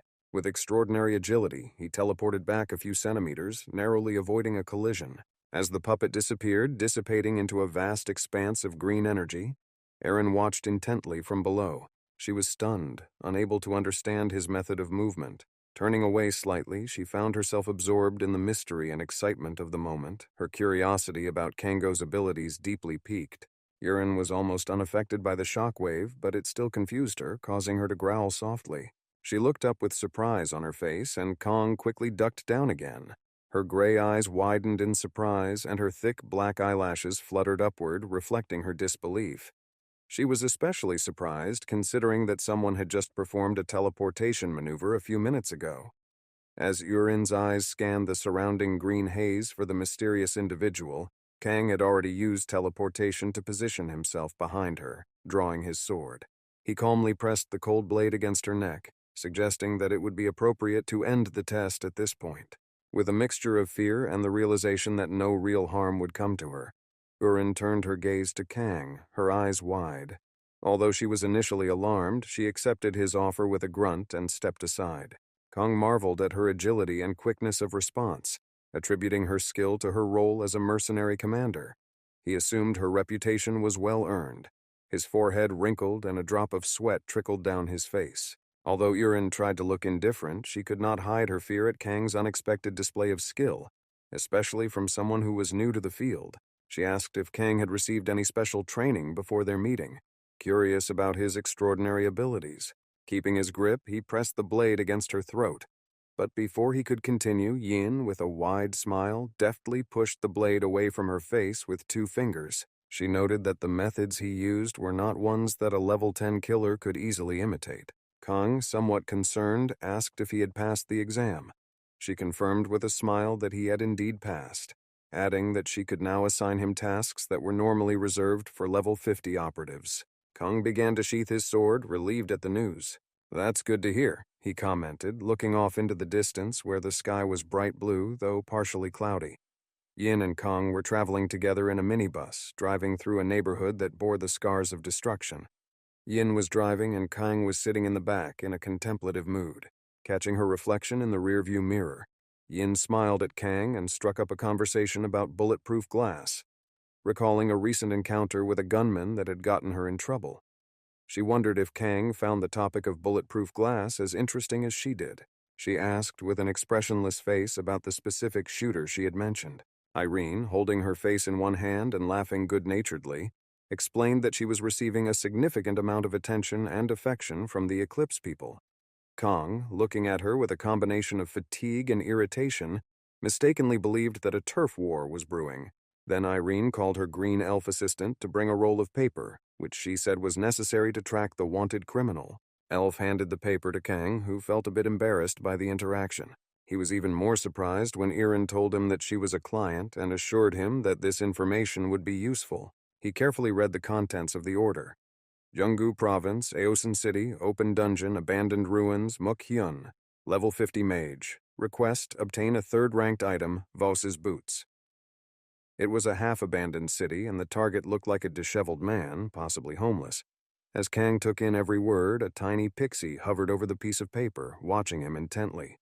When the man asked if he should be spared, Yin replied with a good-natured smile, suggesting that it might be better to end him. He noted that McEwen had caused the deaths of too many civilians and suggested executing him on the spot, which would likely please the National Security Agency. Kong, smiling, expressed his willingness to carry out the execution immediately. When Kong arrived in Osun, he found the city to be dusty and in a state of disrepair. It seemed that the building would sooner or later collapse. As he made his way along the deserted road, he remembered how Yin had mentioned a few hours ago that Mukhyun was probably hidden in one of the many hidden corners of the city. Given the huge size of the city, finding it proved to be a challenge. Passing by houses with broken windows and buildings with caved-in roofs, Khan couldn't help but think this dilapidated city was a good starting point. It is noteworthy that this place has served as a hideout for him in the past, so he is very familiar with its layout. In addition, there are known to be several medium difficulty bosses in the city, which Kong found very rewarding. With a confident stride, Kong moved through the empty streets, keeping an eye on McKen. Directly ahead along the roads that stretched to the horizon stood Khan, his weapon now transformed. It reminded Noella of a massive knife that hinted at his readiness for what lay ahead. Behind the ruins nearby, white rabbits with eerie red eyes hid. Kang spotted them and acknowledged their presence, proclaiming that he had finally found his targets. Without hesitation, Kang ran the blade across his palm, the sharp edge easily splitting the skin so that the blood could flow freely. The sight and smell of blood immediately attracted the rabbits' attention. It seemed to trigger something fierce in them, turning them from docile creatures into aggressive, bloodthirsty beasts. They let out piercing screams, baring their fangs and showing their giant claws as they prepared to lunge at Kang. Quickly on his feet, Kang used a technique known as traverse teleportation to easily dodge the rabbit's initial attack. After jumping a short distance, he rushed forward and accurately split the nearest rabbit in half. Khan flawlessly repeated this sequence, piercing each rabbit, his blade cutting them in half with surgical precision. Their small bodies began to pile up on the road, each landing with a soft thud marking Kang's relentless advance. Throughout this encounter, Kong's reflexes were second to none, a testament to his skill and determination. His actions not only demonstrated his physical strength, but also his determination to face any threat that came his way. He didn't miss a beat, deftly dodging and defeating the rabbits without a drop of emotion on his face. Throughout the battle, he maintained his composure, carefully planning every move. After the battle, as per Irene's instructions, he ensured that he received the item he had ordered before he could deal with the rest as he pleased. He then positioned himself under the building's awning, waiting for the boss, who appeared wearing shabby clothes and holding a blade in each hand. When Rin asked what kind of reward he wanted, Kang explained that his only desire was to get a dungeon raiding license specifically for dungeons with numerous middle and last bosses. This reminded him of the second task listed in the system window, to acquire the boss's ability and assimilate it into his own. The boss, with his glowing red eyes under his hood and mask, seemed ready for a challenge. Noticing this, Kang nodded approvingly, signaling the arrival of the middle boss with a pleased look. A confident character with a knowing smile greets another named Ventus. In the midst of a tense atmosphere, a figure clad in a cloak stands with a fiery, menacing gaze. In front of Kang, a notification suddenly appears, making it crystal clear that, "You may rob this target." Venus's menacing whisper pierces the air. "I will kill you." The promise of violence lingers, charged with an unspoken fury. Bathed in shadow, our hero casts an intent gaze upon his companion. His words are a call to action. Don't just stand there gaping. His demeanor signals that he is in control of the situation, fearless, and prepared to confront whatever comes next. Venus leaps through a blinding cascade of light. Below, an explosion booms, debris flying outward. Our hero's drawn blade signifies a critical moment in the confrontation. Eyes ablaze with determination grip their weapon, their aura crackling with power. Tension pervades, hinting at the might of the enemy rushing into battle. Venus flies towards the boy, knowing she will triumph. Under the ominous twilight sky, Khan stands against a fierce opponent. his eyes burning with determination. Venus, skillfully wielding his blade. The enemy meets Khan's resolve with equal ferocity. Kongo launches into fierce combat, his determined eyes fixed on the adversary before him. With every swift movement, the clank of weapons resounds. The tension is palpable, the stakes are high, as Venus doesn't hesitate, each of his movements a testament to his unwavering resolve. The boss, towering over the boy, aims to strike him, believing him to be weaker. Gripping his weapon tightly, he stares ahead, his eyes fiercely alight with a surge of power. The tension is palpable. He is ready to deliver a bloody strike to the boy. With a razor-sharp sword, Venus strikes, delivering a blow to the author with demonic fury. Against a backdrop scattered with movements, Kang-ho harnesses his power of teleportation stride. He lunges forward, nimbly maneuvering towards his adversary, the echoes of his movements betraying a swift and deliberate action. The boy realized that his opponent was trying to confuse him by pretending it was his final attack. Kang-ho executes a stunning short-distance leap with wild determination, his swift movement catching the opponent off guard, and he delivers a knife strike from our assassin. On Venus's skin, streaks of blood weave a tale of our hero's fierce blow. The boss wants to strike back at the little villain. However, the boy's agility saves him. The hero's ability for walk teleportation slices through the darkness as they move quickly and cunningly through space. Finding themselves behind Venus, they realize that this middle boss is only so in name. His close combat skills are at best crude. Despite the menacing stance, Venus didn't even realize that he was in a precarious position. Kongo delivers a powerful blow to the opponent's legs. A sudden and brutal attack results in bloody consequences for the boss. In the boy's hand, a sword is generated which he takes hold of. As soon as the sword was in the assassin's hands, he unleashed it upon his adversary. The boy delivers a fatal blow to the mid-level boss. Kongo, with decisive strength and focus, cleaves Venus's sword in two. He delivers a powerful strike that embodies the energy and impact of his attack. The very air around him is charged with the force of his assault. His opponent is bleeding profusely from such force. With a swift motion, the boy unsheathed his sword and put an end to the boss. The atmosphere of disintegrating the enemy into atoms emanated with an intensity that hinted at the cleansing power of a formidable force. Kang-ho, exhausted from the battle, had just acquired the skill Illusion from his opponent, a pivotal moment that marked the addition of a new ability to his arsenal. Kongo smiles with a sense of conscious assurance, clearly understanding that the fight was not in vain. Kang-ho stands amidst a scene of destruction, holding a sword with the kind of fatigue that speaks of a recent battle. Around the desolate landscape, debris is scattered, and a holographic screen hanging in the air signals the completion of a quest. He appears weary but determined, the weight of his trials evident in his posture. The boy fixed his attention on a fragment that had fallen from the boss. In the backdrop of a dimly lit urban landscape with buildings at various stages of decay, hung a gloomy atmosphere. Among these structures, a flicker of distorted light was visible in one of them, likely someone keeping watch over our hero. Amidst the dimly lit area lay a pair of large, glowing green leaves, a phenomenon known as solatium. The boy was astonished upon seeing it. "Wow, this is solatium! Not just one, but two! This is a rare sight." From a distant house, three friends were watching the boy. One of them, adorned with a playful mask and glasses, struck an animated pose. "Did you see that, Hyun-nim?" he asked, pointing to the side. "It's pretty hard to get, isn't it?" A man with a scar on his face expresses a sense of surprise and reluctant admiration, along with a skeptical look. This is Jo Anja, the steadfast guardian of Osun, who holds the significant rank of 3.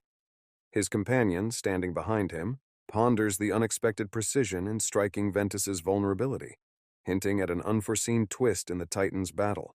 A woman with tumultuous blonde hair urgently reports to her boss. The sparkle in her eyes and her wide smile reveal a mix of excitement and fervor as she exclaims that she spotted a certain individual at the market, potentially someone of interest or importance to their operations. A woman with long light hair noticed a young man at the market who had caught her attention.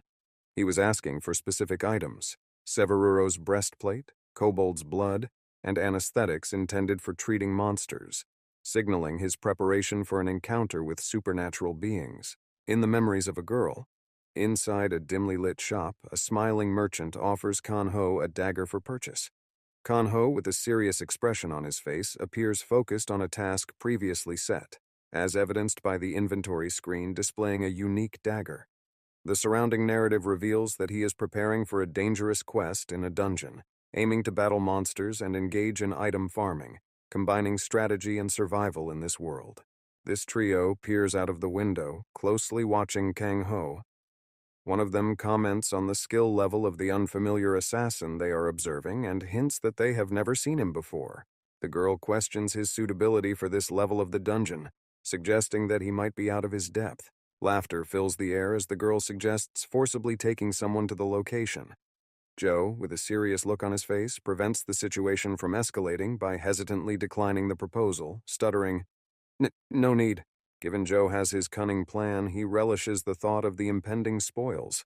His narrowed eyes reveal feelings of anticipation and malice as he articulates his strategy to capitalize on the rash actions of another. Joe stands confidently, a half-smile adorning his face as he receives praise from his underlings. A girl said, "Just as expected of you, boss." In a narrow alley, bathed in the cool glow of a holographic display, a figure with vivid blue hair confidently taps on the screen. In the twilight around them, words light up. "You are now level 16.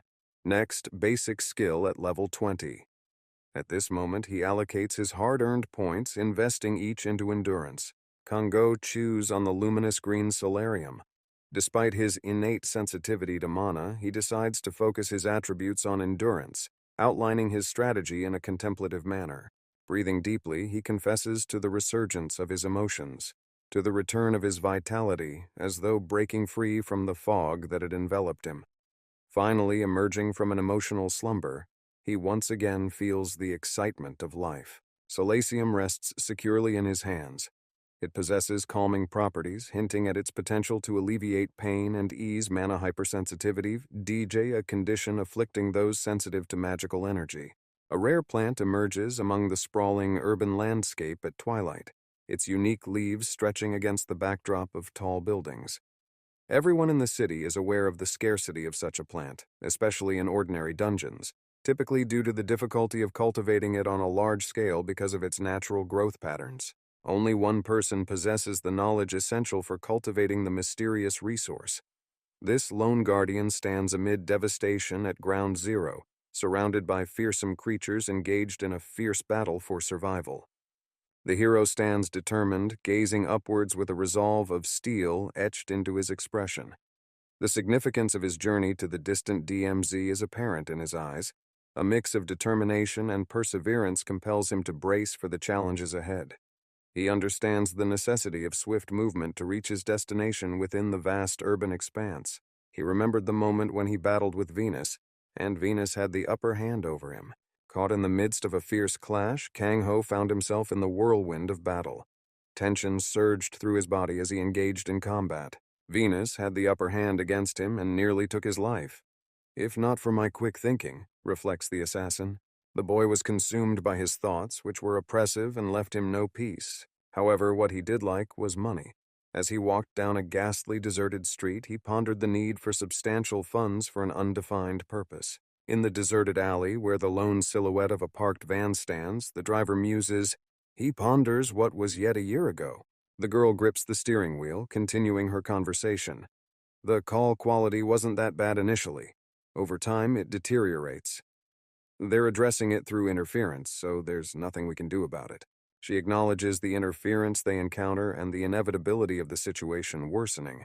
It seems she is aware of being under the influence of something ominous, known as the Eclipse or the Black Lion, and there's a sense that any attempts at resistance now would be futile. "It seems like you had a hard time after you got involved with those guys from Eclipse," says Arena. Clutching the steering wheel tightly, she notices a car ahead. She watches Kang's reaction in the rearview mirror, conveying a sense of calm assurance with the words, "Everything is okay." They confidently walk down a narrow, sunlit alley. His inner monologue reveals an increased awareness, indicating that he is no stranger to danger or the need for constant vigilance. Suddenly, the girl started pressing down on the gas pedal. With her reckless riding, the girl causes destruction everywhere as trash scatters across the area. She expresses concern about the lack of staff amidst the chaos. The surrounding environment is cluttered with overturned furniture and scattered trash.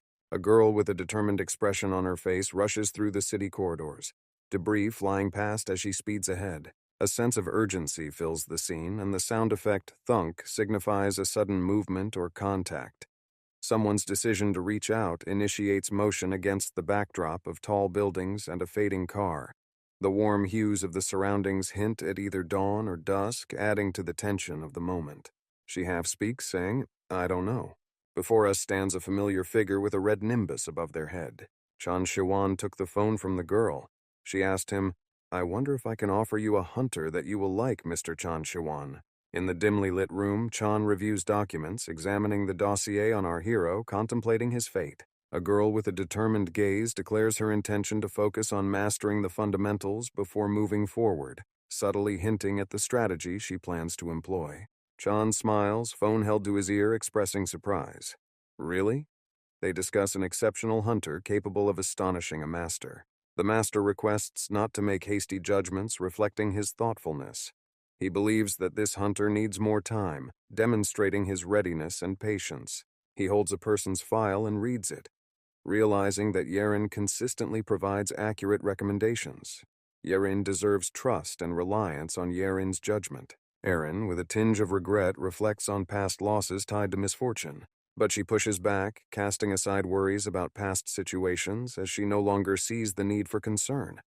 The girl reveals her intention to keep an eye on Kang and will inform when the situation becomes clear.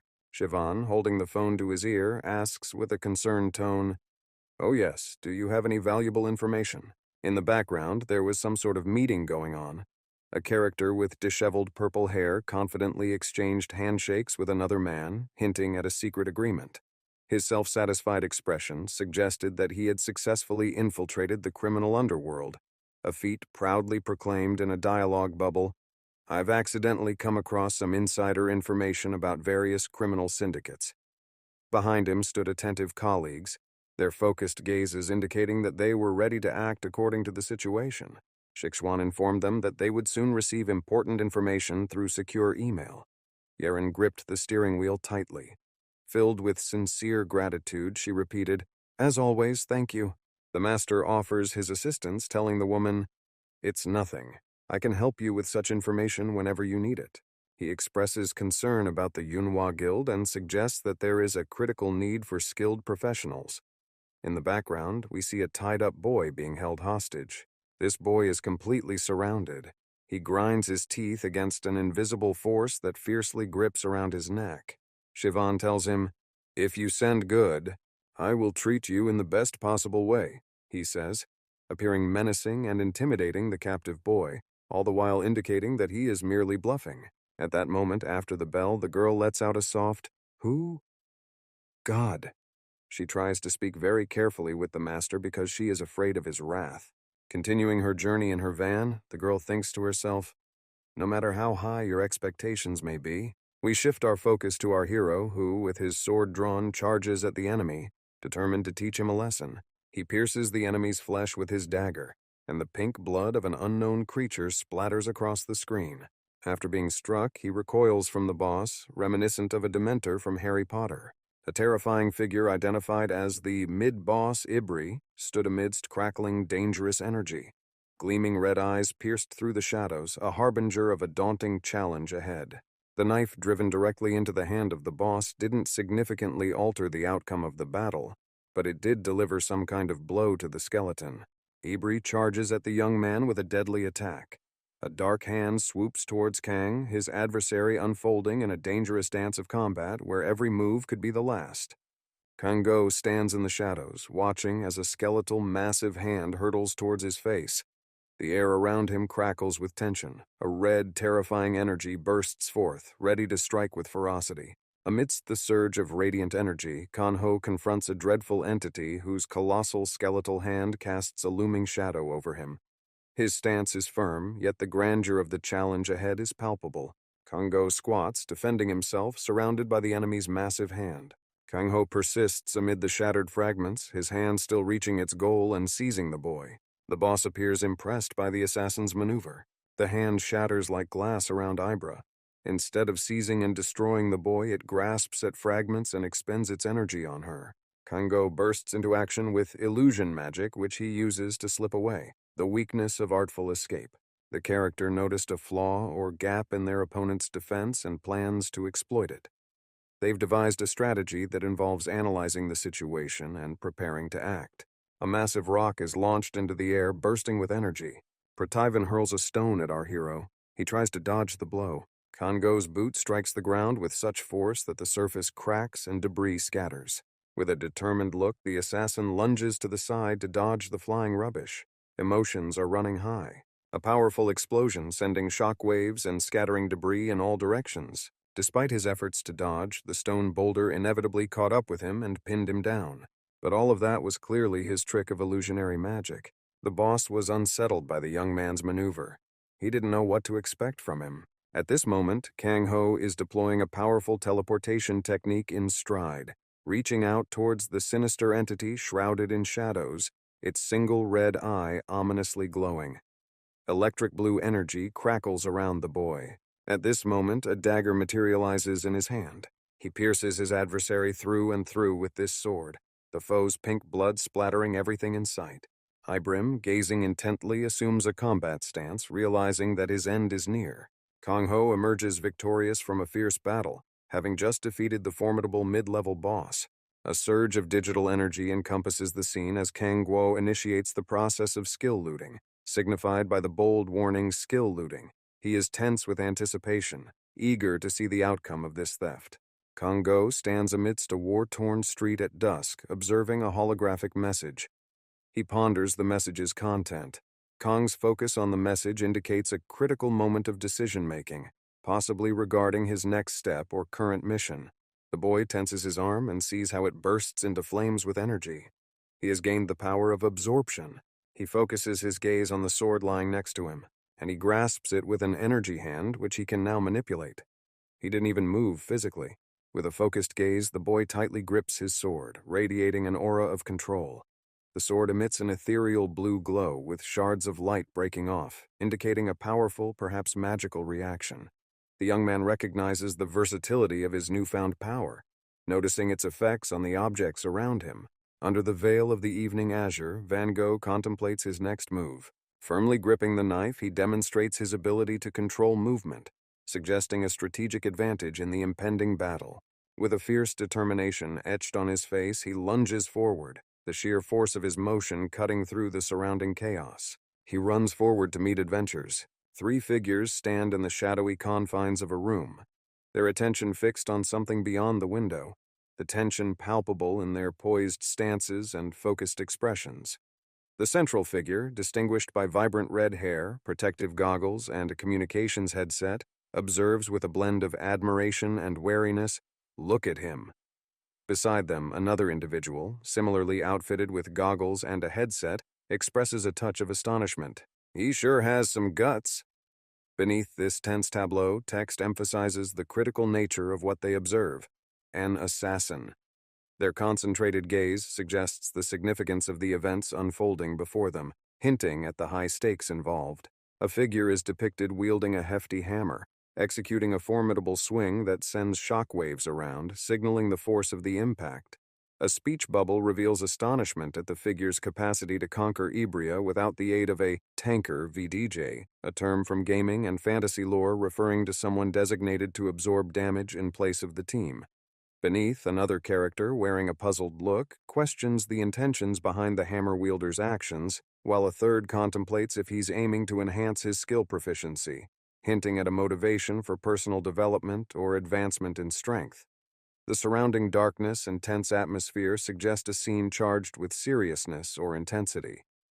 In an industrial setting, dimly illuminated, stands a muscular and formidable figure with a serious demeanor. This person is approached by a smirking younger individual who casually leans against a nearby object. With goggles resting on their forehead, the younger one proposes a scheme to trick someone, seeking the approval of the older person, addressed as hyungnim, a term indicating respect within Korean social hierarchy. The air is charged with tension as both individuals exchange glances, their expressions and a pause filled with ellipses conveying a moment of silent consideration over the proposed deception. A character, his face marked by a serious expression with beads of sweat trailing down, and his eyes wide with a blend of astonishment and worry, is addressed respectfully as Hyung Nim, This term signifies an acknowledgement of his higher status or leadership.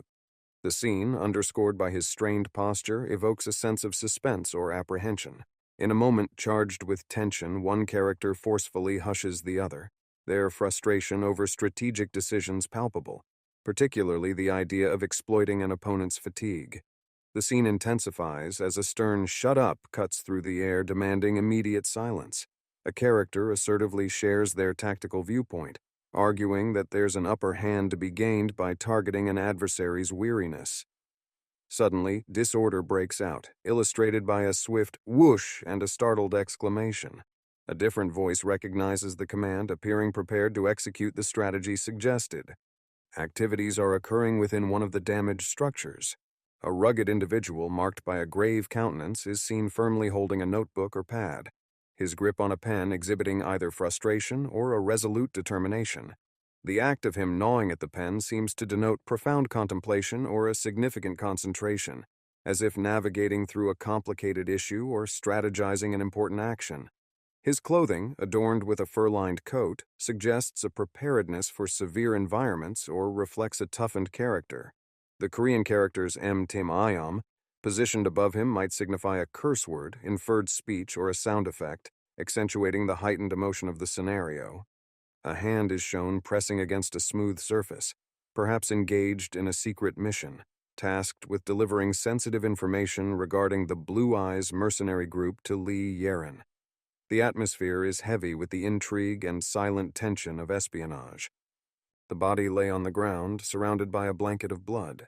A man, disheveled yet smirking, crouches victoriously on the ground, exclaiming, "This is good news to me."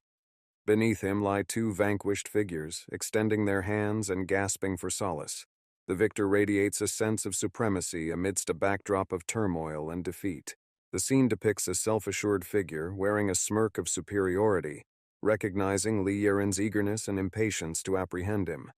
This individual is relaxed, sitting nonchalantly with his arm resting on another person who appears slumped and beaten, signifying a previous altercation in which he was victorious. Set against a nighttime backdrop with traces of blood spilled, the scene hints at the violent nature of their recent clash. The character's laid-back demeanor and smile starkly contrast with the underlying tension, implying that he finds enjoyment in these challenging situations. A character reveals his aspiration for Eclipse, yet accepts Black Lion as his choice, which doesn't leave him feeling disheartened.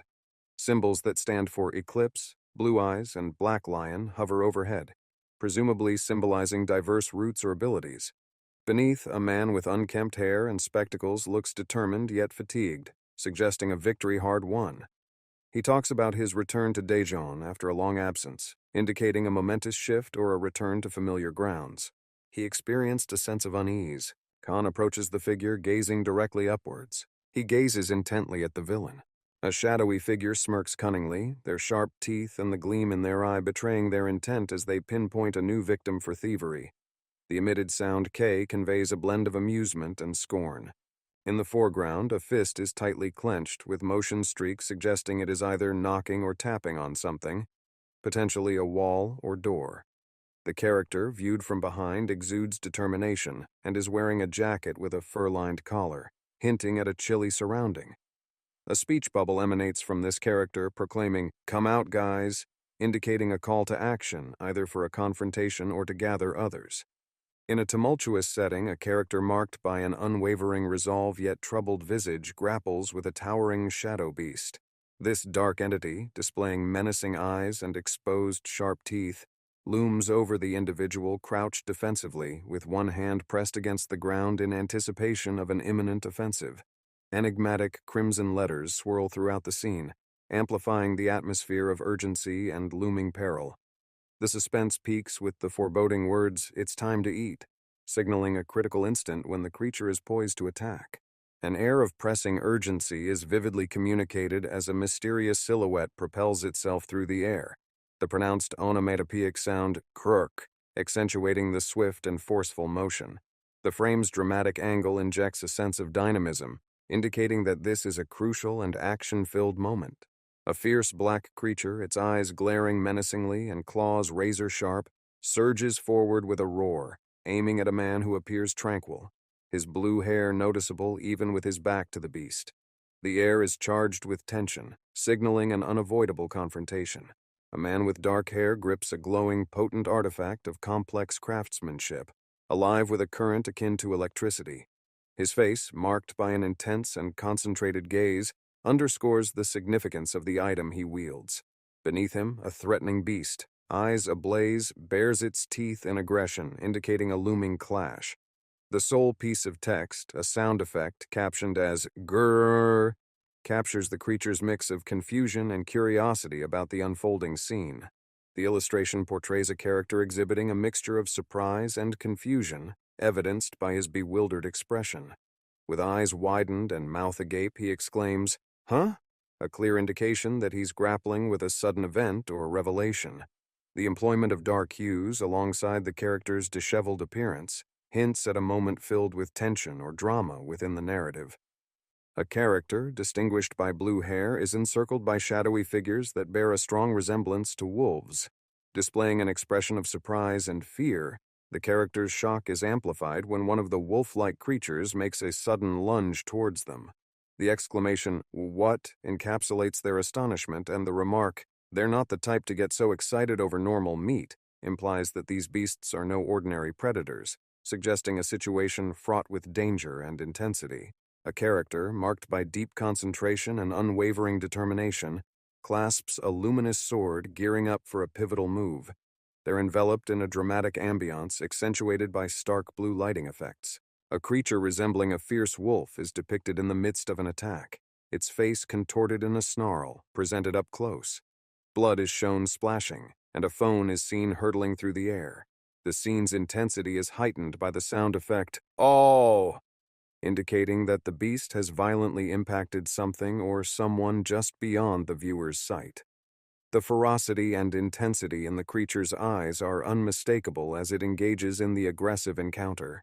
In the midst of a turbulent encounter, an individual finds themselves entangled in a ferocious battle with a creature reminiscent of a wolf. Amid the turmoil, the air is punctuated by the spray of blood, testament to the savage conflict underway. Clutching a knife, the human's hand engages in a perilous dance with the beast's lethal teeth, symbolizing a struggle where the stakes are nothing less than survival. The creature's eyes, ablaze with an ominous glow, and its exposed fangs radiate an aura of imminent threat and hostility during this fierce confrontation. A character fills the frame in a tight close-up, their face etched with an intense and startled expression. Their eyes are wide open and a single sweat drop trails down their temple, signaling a surge of sudden shock. The words within the speech bubble, "What the?" echo their astonishment, suggesting they have just witnessed or come to an alarming realization. A detailed view of an individual's eye, marked by a piercing stare and a face cast in shadows, is paired with a speech bubble that declares, "There's a reason they're desperate to consume this." This implies a deep and perhaps foreboding rationale for a fervent craving to ingest something, alluding to an underlying enigma or threat. A self-assured individual wearing a headband flashes a smile while showcasing a succulent roast chicken, implying the dish has been customized for a particular palate. Across from him, a younger, bespectacled man with dark hair engages with a holographic screen marked Item Inventory, which features a dagger. This scene merges contemporary casual fashion with a touch of either technological marvel or magical elements. The atmosphere suggests a closely tailored meal, focusing on individual preferences in a world where high-tech or extraordinary skills are the norm. The statement, "I prepared it specifically for their taste buds," highlights a thoughtful act, possibly tinged with a deeper intention or strategy. A knife deeply pierces the dog's body, inflicting serious harm on the creature. Against a dimly lit backdrop, a character with blue hair fixes a steely gaze forward, delivering a stern warning.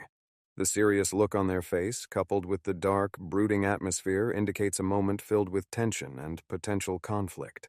The narrative opens with a character overwhelmed by acute anxiety, as shown by the perspiration on his face and his eyes wide with alarm. He is immobilized by an invisible force, accompanied by a sound cue that implies a sudden restraint or collision. Through the dialogue, it's conveyed that he is in a confrontation, under threat to return pilfered goods if he holds his life dear, and he seems to direct a curse towards someone named Lee Yeren. In the image, a character is seen with a wide grin, exuding confidence or possibly a feeling of being superior. The text bubble accompanying this image states, "He's well prepared, but it seems he's short on brain cells," indicating that the character might be ridiculing or undervaluing someone else. The combination of the character's expression and the text suggests a demeaning or scornful demeanor. A character is stealthily making their way into a towering skyscraper, radiating both determination and caution.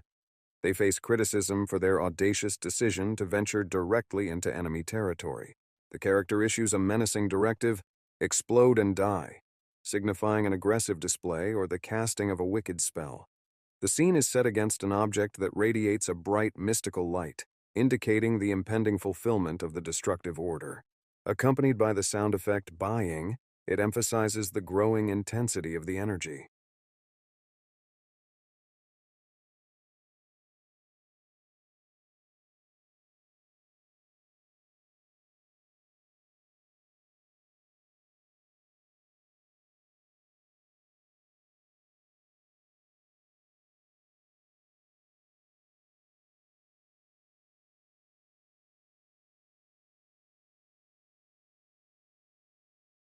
A figure executes a short-distance leap, showcasing remarkable speed and nimbleness, propelling themselves forward with a knife gripped in their right hand. The rapid movement and trailing afterimages hint at a critical circumstance, likely a combat situation that demands swift reflexes and firm decisions. Their concentrated stance and resolute expression emphasize a feeling of urgency and fervor. A character, displaying a mix of shock and rage, abruptly comes to the realization of a betrayal or unforeseen deed by someone blurting out, "Hold on, this scoundrel!" The prevailing tones of blue and their unkempt appearance imply a strained and potentially perilous scenario.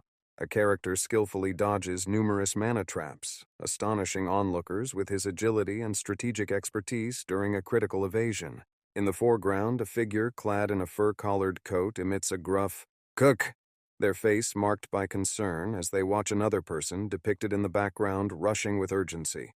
This individual appears to have tripped, a dynamic EKK sound effect indicating sudden movement or shock accompanying their stumble. The scene unfolds in an urban setting at night, illuminated by cool purple tones that intensify the mood of tension. In the midst of a burst of purple energy, a character declares with defiance, "Did you think I'd be afraid?"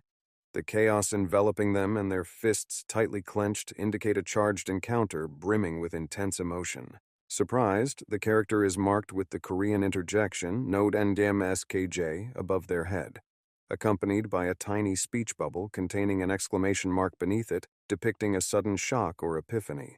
The detailed close-up of one eye, portraying a concentrated and intense stare, signifies a moment filled with heightened emotions or tension. A card that describes the Fighter of Chaos, a malevolent constellation possessing the ability to confound and blind adversaries, overshadows a scene of turmoil. A man cries out in anguish, enveloped in a dark, spiraling energy with a sinister red star glimmering overhead, declaring himself shielded by the constellation's powers. A figure unleashes a sinister purple energy, proclaiming their intention to demonstrate the dark sorcery of the underworld, while another character stands ready, braced for combat. The air is thick with tension, electric with anticipation. In the midst of a vivid surge of purple energy, a figure engages the ability known as traverse teleportation, poised to vault across the fabric of space, their expression marked by a determined resolve. Two figures are locked in an action-packed sequence. One executes a short-distance leap, emanating explosive energy from the launch point, symbolizing a forceful and speedy movement.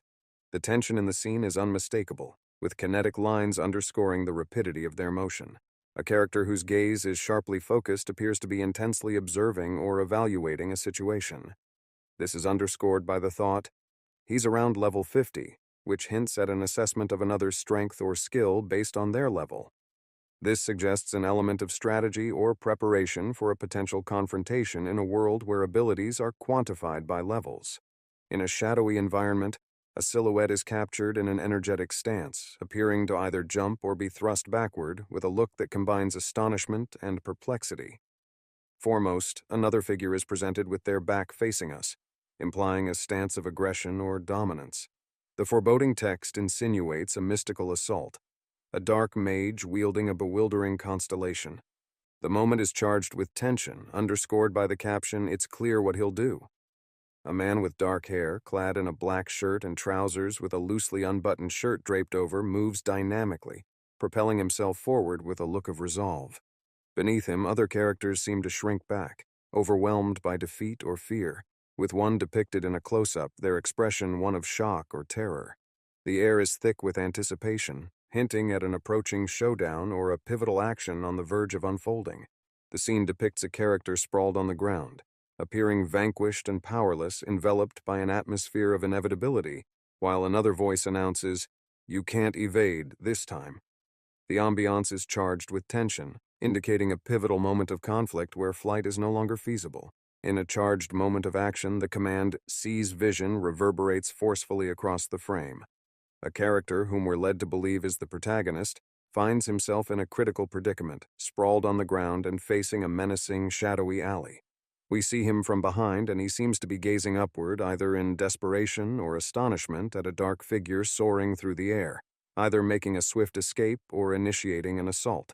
The pronounced interplay of shadow and light heightens the tension, signaling a pivotal point in the story where the dynamics of conflict rapidly shift. A character, described by their dark hair and vivid blue eyes, displays a look of alarm or astonishment, as evidenced by the striking exclamation mark within the speech bubble overhead. Beads of sweat depict a moment of tension or abrupt shock, suggesting a scenario filled with high stakes or unforeseen developments. The character's intense stare is fixed on an unseen object of attention, possibly indicating an approaching conflict or revelation. A figure sporting vibrant blue hair is seen sprinting at a remarkable speed, determination clear in their posture, with a blade clutched in one hand trailing behind them. The pronounced motion lines around them indicate rapid movement. Large, stylized letters spelling out "swoosh" fill the air, serving as a powerful sound effect that amplifies the urgency or intensity of the scene. Beneath, the words "not yet" hint at an ongoing struggle or chase, suggesting that the peak or resolution is still to come. The character remains undeterred and focused, whether they are pursuing or fleeing. A moment charged with tension is captured in a close-up of a character's side profile, their expression enigmatic yet hinting at a grave, possibly pivotal moment. The phrase, "not yet," appears at the scene's upper edge, pulsating with a force that suggests hesitation or the necessity for exact timing. Suspense intensifies as weight explodes across the lower part of the frame, reinforcing the call for patience and the expectation of an imminent, though postponed, action.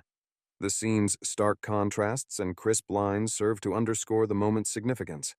A figure sporting azure locks is depicted in a vibrant and powerful instance, clutching a blade with an expression of intense focus and resolve. The minimalist environment hints at rapid movement or action unfolding, while the prominent "now" at the top signals a pivotal, decisive instance. The urgency of the moment is further intensified by a dramatic sound effect, enhancing the scene's overall sense of accelerated momentum. The scene is charged with surprise and intensity. A character, their dark, wavy hair framing their expression of shock, stares with eyes wide and mouth hanging open. A solitary exclamation mark in a speech bubble perfectly captures their startled response. Beads of sweat decorating their face highlight the strain of this unforeseen moment. Beneath the veil of darkness, two silhouettes face off in a fraught confrontation. The assailant, perplexed and unsettled, inquires how his adversary could have anticipated his solitary defensive tactic. A reply emerges from the opposing figure, serene and self-assured in the shadowy environ. "Naturally, I anticipated it." Character exudes confidence as they unveil themselves as the architect of their own prowess, suggesting a key instance of self-empowerment or discovery that could greatly influence the story. Through their bold assertion and the intense luminance in their gaze, they project an aura of mastery and a deep-seated pride in their accomplishment. An exasperated person loudly expresses their disbelief by uttering, "What kind of bullshit?" They find themselves in a moment of utter astonishment or shock. The scene is set against a dark backdrop, illuminated by stark blue glows that serve to underscore the situation's severity. The posture of the character conveys a mix of tension and surprise. The moment depicted is a gripping scene of abduction, where a character is enveloped in sizzling blue energy, hinting at a potent form of assault or capture. Set against a contrasting background of dark shadows and bright light piercing through windows, the individual seems to be in agony, enduring the force while exclaiming a pained "Kyuk." Below him, an astonished observer is also ensnared in the same energy, fearfully acknowledging the scenario with the exclamation, "A monster's skill." This indicates not only their surprise, but also the presence of a powerful and unforeseen force. Bursting with fervor, a character unleashes their frustration, vehemently protesting the absence of a preparatory motion as unjust, equating it to deceit. In contrast, another individual calmly refutes this grievance, attributing the swift maneuver to a method known as motion cancellation. This implies a mastery and command during an intense encounter. In the midst of turmoil and fervent energy, a character emits a cry of anguish or strain the onomatopoeic utterance "Kyuk," denoting a moment of significant, perhaps even violent engagement. The sound effect's stark white border contrasting with the dark setting amplifies the scene's dramatic intensity. Suggesting a rapid and potent strike resulting in harm, splashes of blood and lines indicating motion intensify the moment. Meanwhile, the blurred surroundings imply rapid motion or a state of confusion. Beneath the cloak of darkness, a grim-faced young man engages in fierce combat with a monstrous being, his blade cutting swaths through the black. The menacing creature, bathed in ominous purple light, towers over him, exuding a terrifying aura. The only noise piercing the heavy silence is the beast's deep-throated roar, "Ka," signifying the climax of their battle. Amidst the spray of blood and looming peril, the young man's unwavering determination stands firm. A spell misfires, leading to a mana burn. Amidst a cry of frustration, a monitor shatters, mirroring the intensity of the moment. Violet energy blades violently collide, breaking the silence with their chaotic fury. Amid the piercing echoes, a lone figure makes a calculated descent, skillfully dodging the barrage of attacks. The soft clack of their landing is the only noise marking their evasion, standing in sharp contrast to the earlier storm of violence. The air is thick with tension, with the result of this clash teetering on the edge. A character utters a menacing threat to set another ablaze as the surroundings are consumed by fire. The observation points out the unpredictable and relentless nature of the fiery assaults, indicating a tense and explosive encounter. A voice speculates whether an individual is employing an artifact to augment their supernatural talents. Against the backdrop, an otherworldly purple radiance interwoven with dark tendrils suggests the presence of arcane forces. Center stage is a hand clutching a book bound in red adorned with a luminous sigil, implying the activation of concealed abilities. In a scene brimming with dynamism and tension, potentially showcasing a combat interaction, the ambiance is crafted by shadowy interiors marked by sharp angular designs, intensifying the feeling of immediacy. A speech balloon boldly declares, "If so, then," capturing a pivotal moment or epiphany. Against this backdrop, a figure in the distance appears to shrink back in anticipation of an impending threat. Dominating the foreground, the protagonist advances with a fierce, resolute look, brandishing a dagger that radiates a purple glow, hinting at the presence of a unique power or magical force. The illustrative sounds "Jek" and "TK" underscore the scene's vigor, suggesting the precise and rapid movements characteristic of the confrontation. Against a shadowy industrial setting where iron girders weave through the nocturnal expanse, a figure succumbs to a tempest of anger. His fist tightens, emitting a sinister purple radiance from his palm, casting light upon the contorted sneer of wrath etched onto his visage. Hovering above, an inverted silhouette mocks, igniting the explosion of fury that echoes in the acrid declaration, "You fucking rat!" The atmosphere pulsates with the sting of betrayal and the looming specter of revenge. A character sporting untamed hair and eyes brimming with intense fury unleashes a formidable and ruthless assault. Their expression fierce and accompanied by a ferocious yell of "Die!" It is evident that a violent clash is at its zenith, with emotions skyrocketing amidst the fervor of combat. The villain gazes at the man clinging to the beam, intent on causing him harm. He refers to him as a vile rat.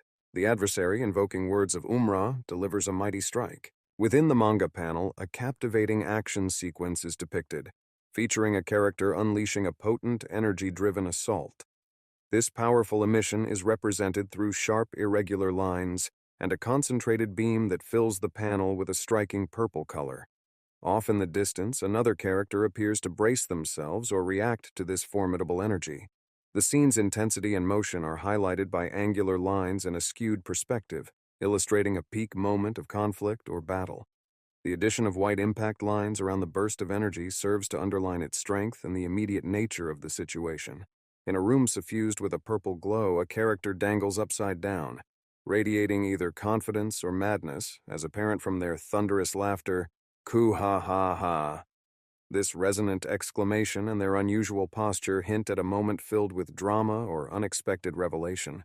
The picture displays a character, his face a portrait of rage and torment, eyes ablaze in crimson as he bellows, "How dare a bastard like you dare to?"